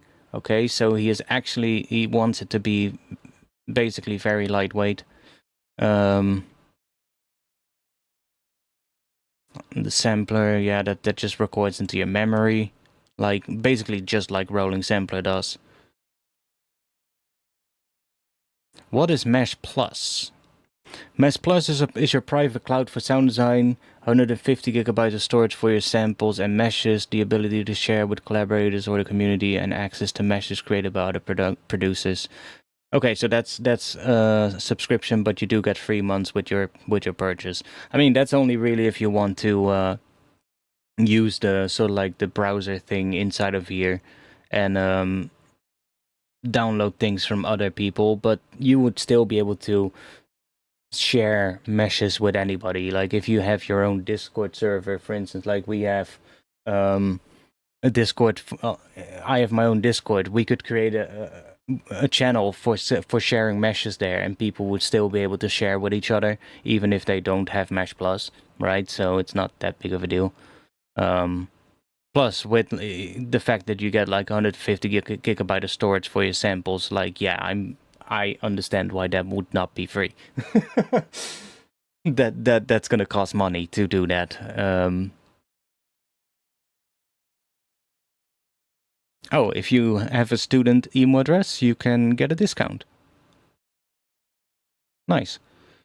Is modulation sample accurate? Yes. Not block size. So modulation is sample accurate. This counts for both modulation of VS3 parameters and built-in nodes. Some modulation parameters are block size, such as oscillator waveform type or reverb algorithm, but where it matters, it is sample accurate. That is cool.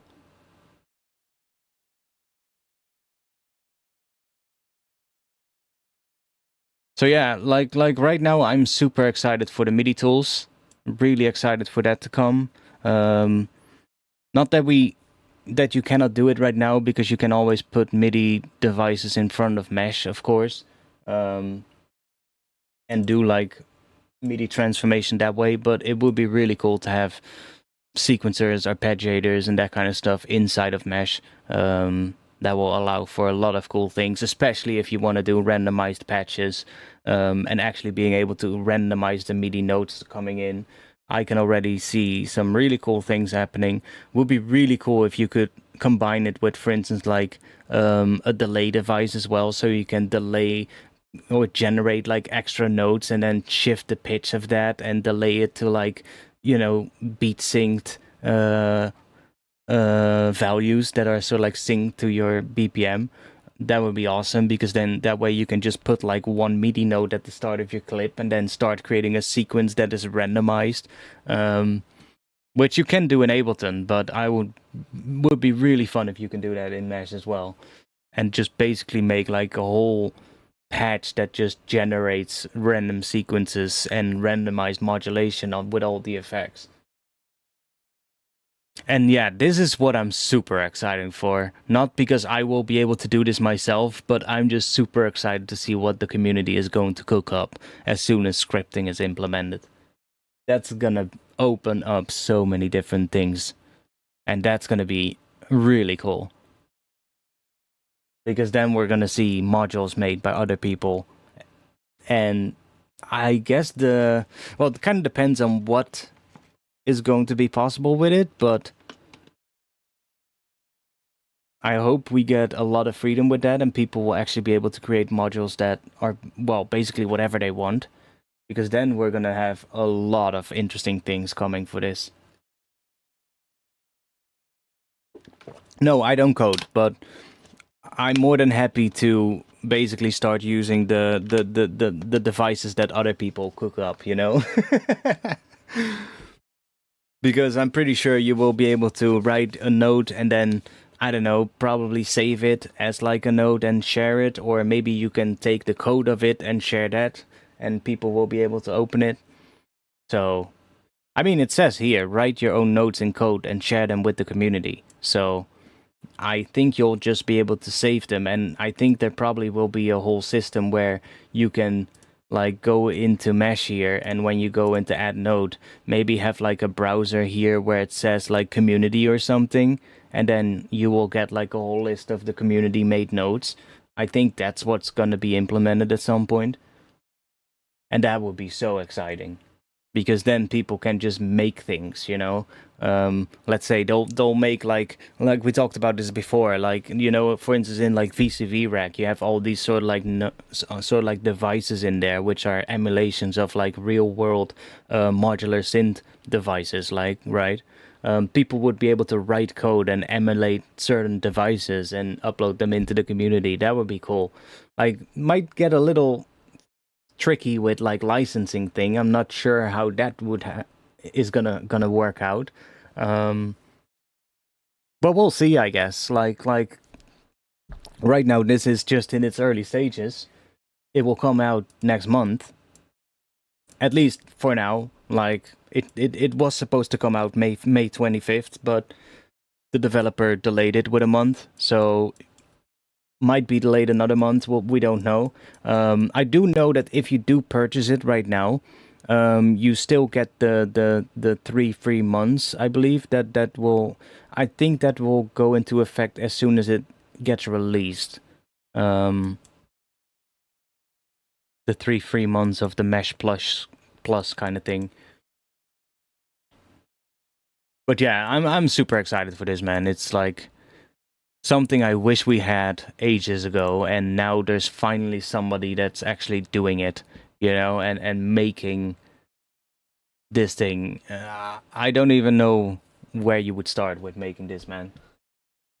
And the fact that somebody is actually trying to do this now, where it's trying to create a proper modular environment inside of a VST plugin that works across all different DAWs, and just that's exciting as hell.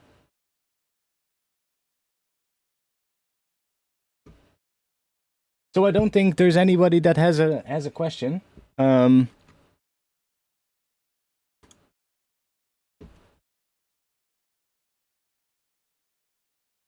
Which is fine.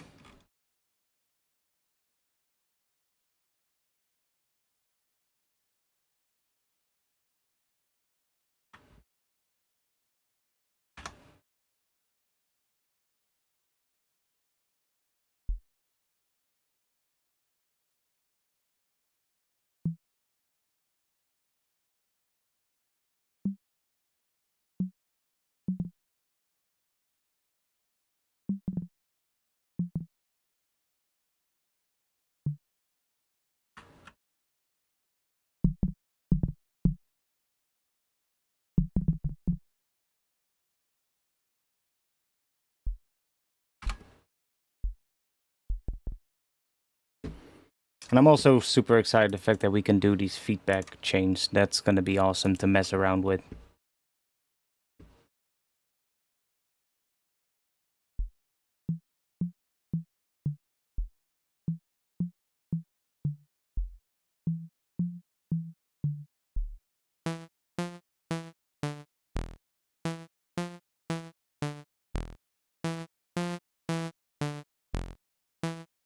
For some reason, the release doesn't seem to work properly yet.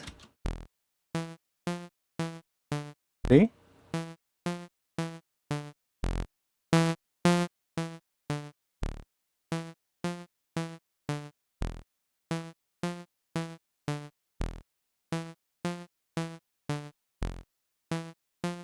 I think I saw him saying something about that in the Discord, that there was a bug with the release at the moment.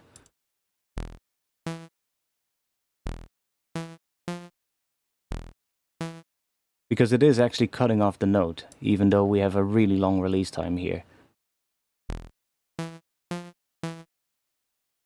I have a question, but it's not related to what you're streaming. I struggle with getting groove out of sub basses, and I need some new techniques.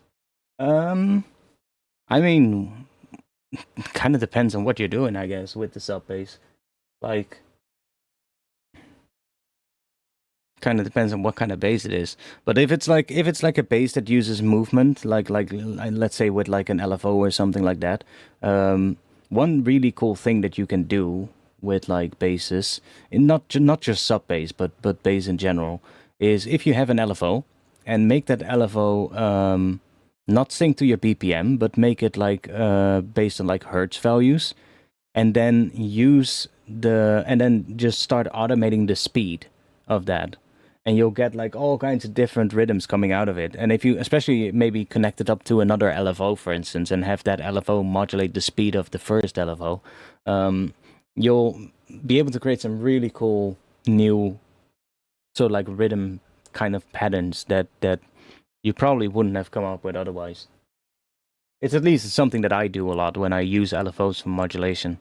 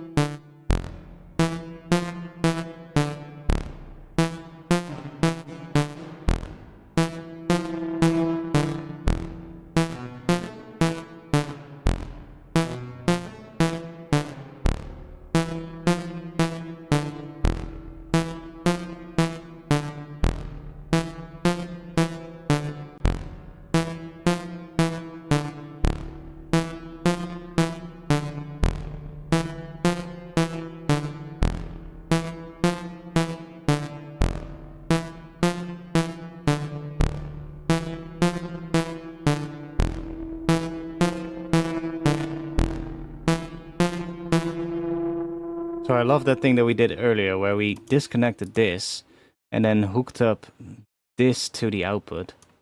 So now we're taking the output of this wave shaper, going into this delay, going into this EQ, and then going into the reverb. And then we're basically getting the output of the feedback chain.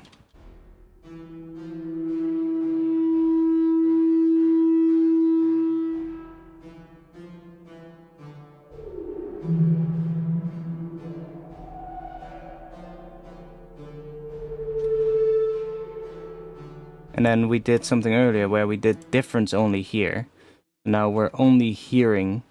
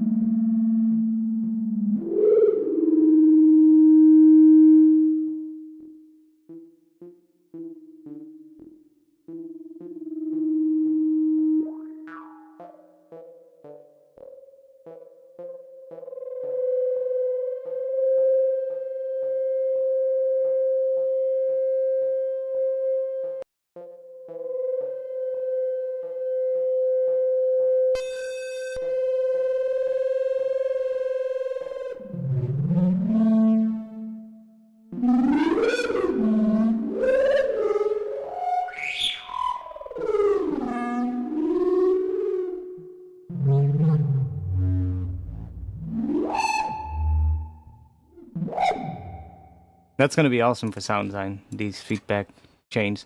Can you drag from the sampler straight into Ableton? I don't know. Let's see. Yes.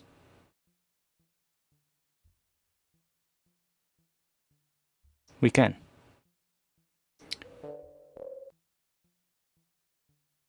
We can also create a convolver out of it.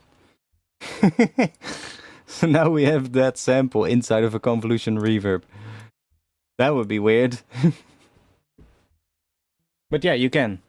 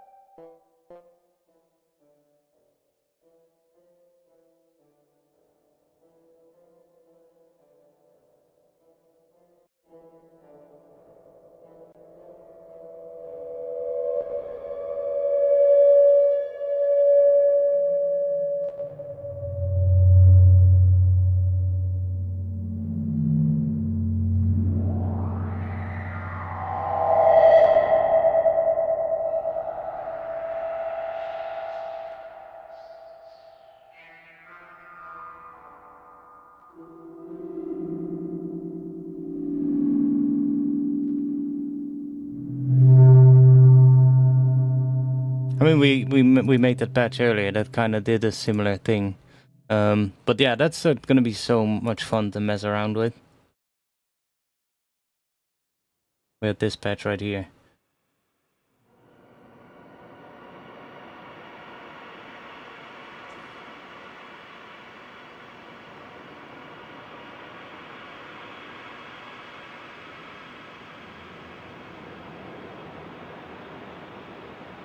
Which just does it automatically.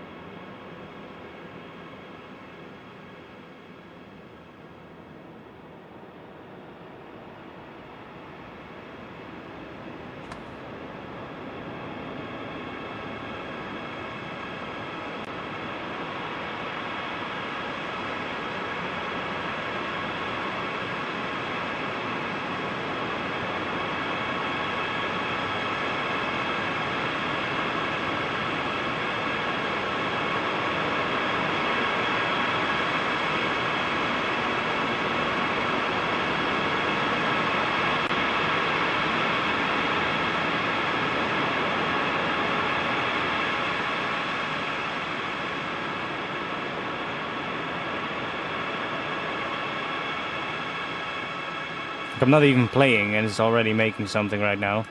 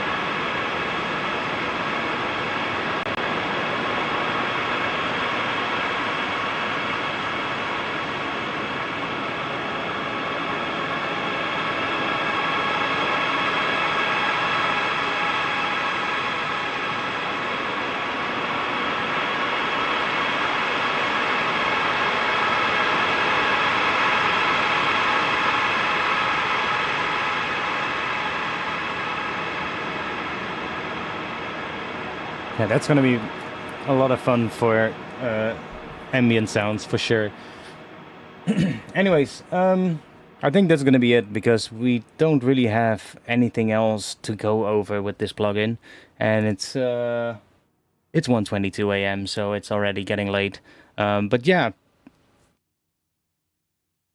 I hope you enjoyed that little breakdown of this. You'll probably see me using this every once in a while. If I do like a sound design session, we might get into this and do some more stuff with it. Like honestly, I still have to sort of like wrap my head around a lot of the things in here. I'm just getting used to it as well. So there's probably a lot of different things in that you can do with this that I haven't even thought of. So yeah, as I start to learn more about it, I might, do a little rundown of the things that I figured out with it in the future. Especially as there's gonna be more updates coming out as well. Like there'll probably be more stuff to talk about in the future as new updates come out, and I'll keep you updated on it because I'm genuinely excited to see where this is gonna go and what more possibilities we're gonna get with this in the future. So far, it's looking pretty decent. Yes, there's some bugs still, and there's still some issues that need to be sorted out, but I'm pretty sure that they will. So yeah, go check it out. mesh.audio. Link is in the description. And if you do decide to purchase it, use my link so that I will get a little bit of... Well, I think at least I can get a commission from every sale. It shows it in the dashboard of my account, so I'm not sure if the whole payout system is already sorted out, but I think from what I saw that you will be able to get payouts for everybody that uses your link. So they asked me if I wanted to have a look at it today, and I decided, yeah, let's do that, because this is, like I said, this is really something that I wish we had in a DAW. Like, I think the first time I thought about the fact that wanting an environment like this, I think that was years ago, and it never really was a thing. Yeah, there was Patcher, yeah, there is like other things out there that do similar kind of things, but nothing the likes of this, where there's actually VST support and everything is able to work together. And yeah, that is something that just I'm super excited for that. Looking forward to see what other modules we're gonna get. There's some things that I wish it had that it doesn't have right now, like for instance in the oscillator. It's already a pretty good oscillator, but I think it definitely lacks wavetable synthesis, and I would love to see the ability to have like wavetables in here, especially because I have whole packs with wavetables that I made in the past for Serum, and it would be really nice if I could import those in here and use those. because I'm used to using those a lot, and it also opens up a new way for like, or an extra way for like modulation to be added, and just start with a more complex source as opposed to having just a simple oscillator. Yes, we can do the whole additive kind of thing here, but you know, it's kind of nice if you have like a wavetable where you can morph through it. Actually, that does make me think of something that we haven't talked about. We haven't talked about something that I wanted to talk about today as well. Let's quickly go over that. It's not that difficult to show, but let's just go, and for that I guess we'll open up a serum.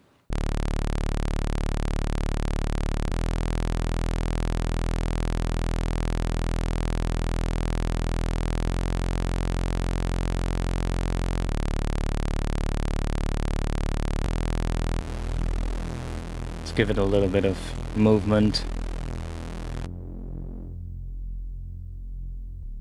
Right, so there's one other thing in here that actually is pretty interesting. If we... I'm not sure if serum is the right thing to do. It crashed on me when I did this last week. Let's see what happens. Let's see if it crashes or not. If we have serum here, see these buttons here at the top called A and B? So we can actually save different states of a plugin. So we can save this, for instance, here. And then I can move this. And we can save that in B. So now we have a morph knob here. And we can morph between those two different states in the plugin.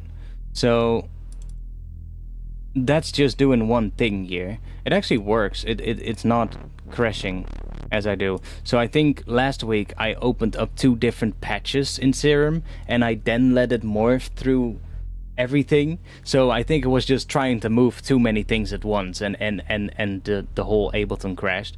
But so we can morph between those 2 different saved states of the plugin. And of course, if we have like only right now we only have one thing being changed, but you can imagine we can have like multiple things changing at once. I guess the best way to do this would probably to set up a bunch of macros and then move the macros to a different position and then save those positions as in the 2 states here, and then you can morph between that really quickly and just morph the whole patch around, which again, that's probably going to be amazing for neuro-based stuff as well. And we can hook up modulators to that, right? So we can hook up an LFO to here. I guess we can just do here and click morph. So now it's morphing between those 2 plugin states, which is only a filter being opened, but you can imagine where that could go.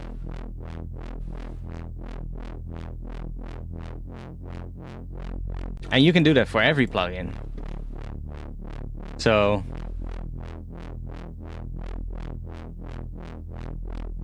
if we have, what should we do? We have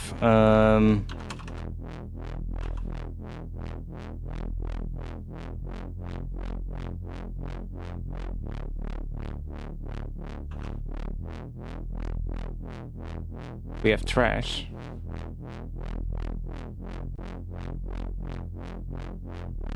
We can start adding some stuff in here. Like maybe we have a bit of clip control on the low bend.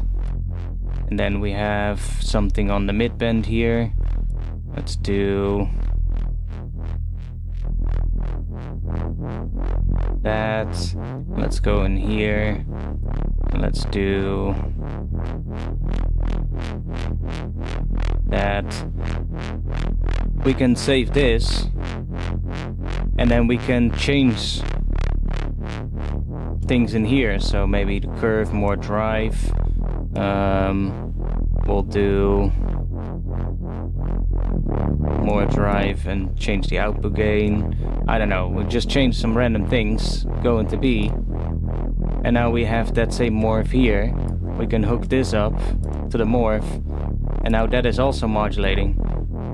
See? So we can actually do some pretty crazy things with that.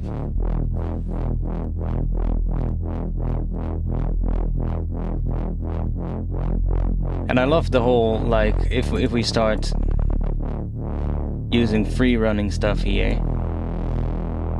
Remember how we had the step sequencer? We can do some pretty cool random modulation with this.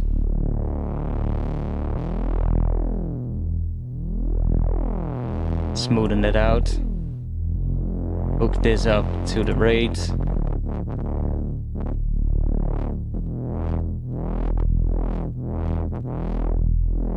Maybe make it slower.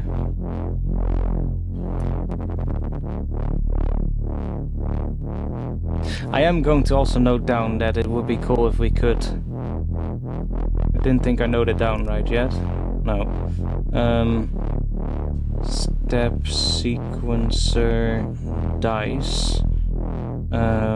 Make mod destination. Like, I would love to be able to map an envelope to this dice so that we can randomize this as it goes.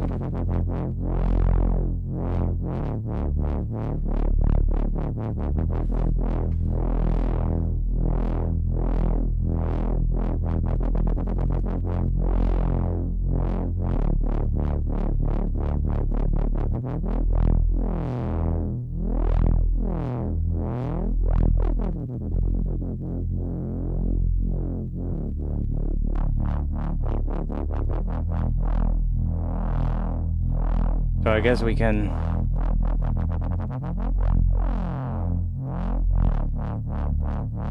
Can we... If I want this, can we... Recapture? Okay. Now it's trying to... Right. So... Having a bit of an issue here.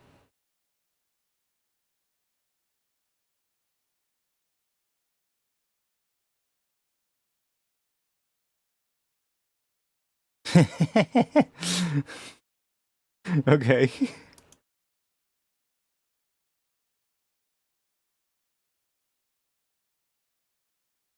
That's why it would be nice to map it to macros and then do this.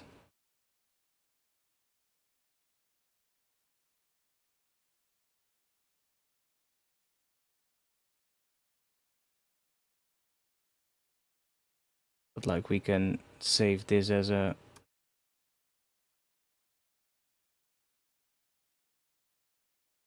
See, it's reloading the thing, but you get what I mean. We can set up different states of a plugin and just morph that, which is so cool. There are plugins that try to do this as well, but it's often implemented in a way where it's really cumbersome.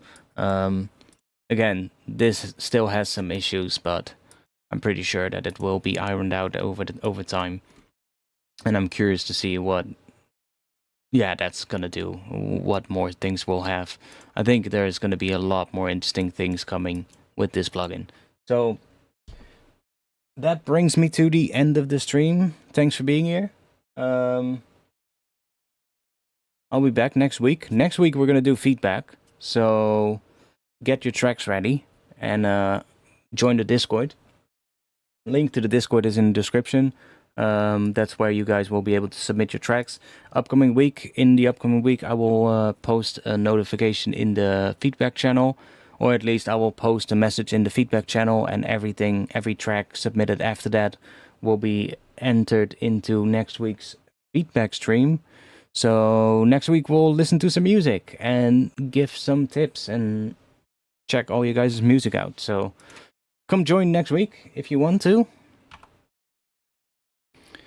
I'm gonna have a lot more fun with Mesh in the upcoming weeks probably, and experiment a lot with it. I'm curious to see what other things I can cook up with it. But so far it's looking pretty interesting. So remember, if you do want to get it, if you saw something today and you want to get this plugin, it's available in early access right now. Go to the website using the link in the description, and if you make a purchase within the first 30 days, that will count towards my account, and they will be able to track it. So thanks. Have a good night. Don't do anything stupid that I wouldn't do. Fucking hell, I don't even know what the saying is. Thanks, that was fun, and I'll see you all again next week.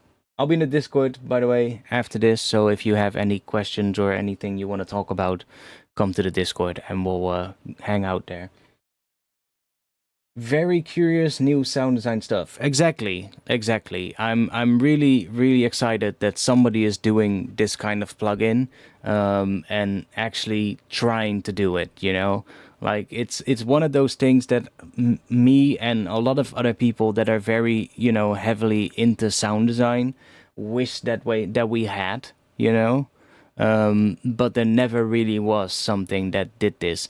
There are VST host plugins, obviously. I think Blue Cat did something at some point where you had a plugin that you could host your other plugins in, but they were always a pain to use, you know? They weren't as intuitive as just using your DAW. And from what I'm seeing with this plugin, even though it's still in its early phases and there's still, you know, bugs to be ironed out and all that kind of stuff, it is actually showing to be not that much more complicated than just using your DAW, right? The interface is slightly different, but it's actually aiming to be intuitive and straightforward to use, and that makes it super exciting. And I'm really stoked that somebody is actually trying to do it, you know? Finally. Finally. Much easier workflow. Yeah, exactly. And like, yes, there are similar things in certain DAWs, like Patcher and FL, right? But that's only for FL users. Bitwig has the Grid, which doesn't have VST support, but it's only for Bitwig. This is for everyone. Every DAW that supports VST3 can use this, and that makes it super exciting. So yeah, thanks. I'll be back again next week, feedback session, and for now, have a good night. Peace.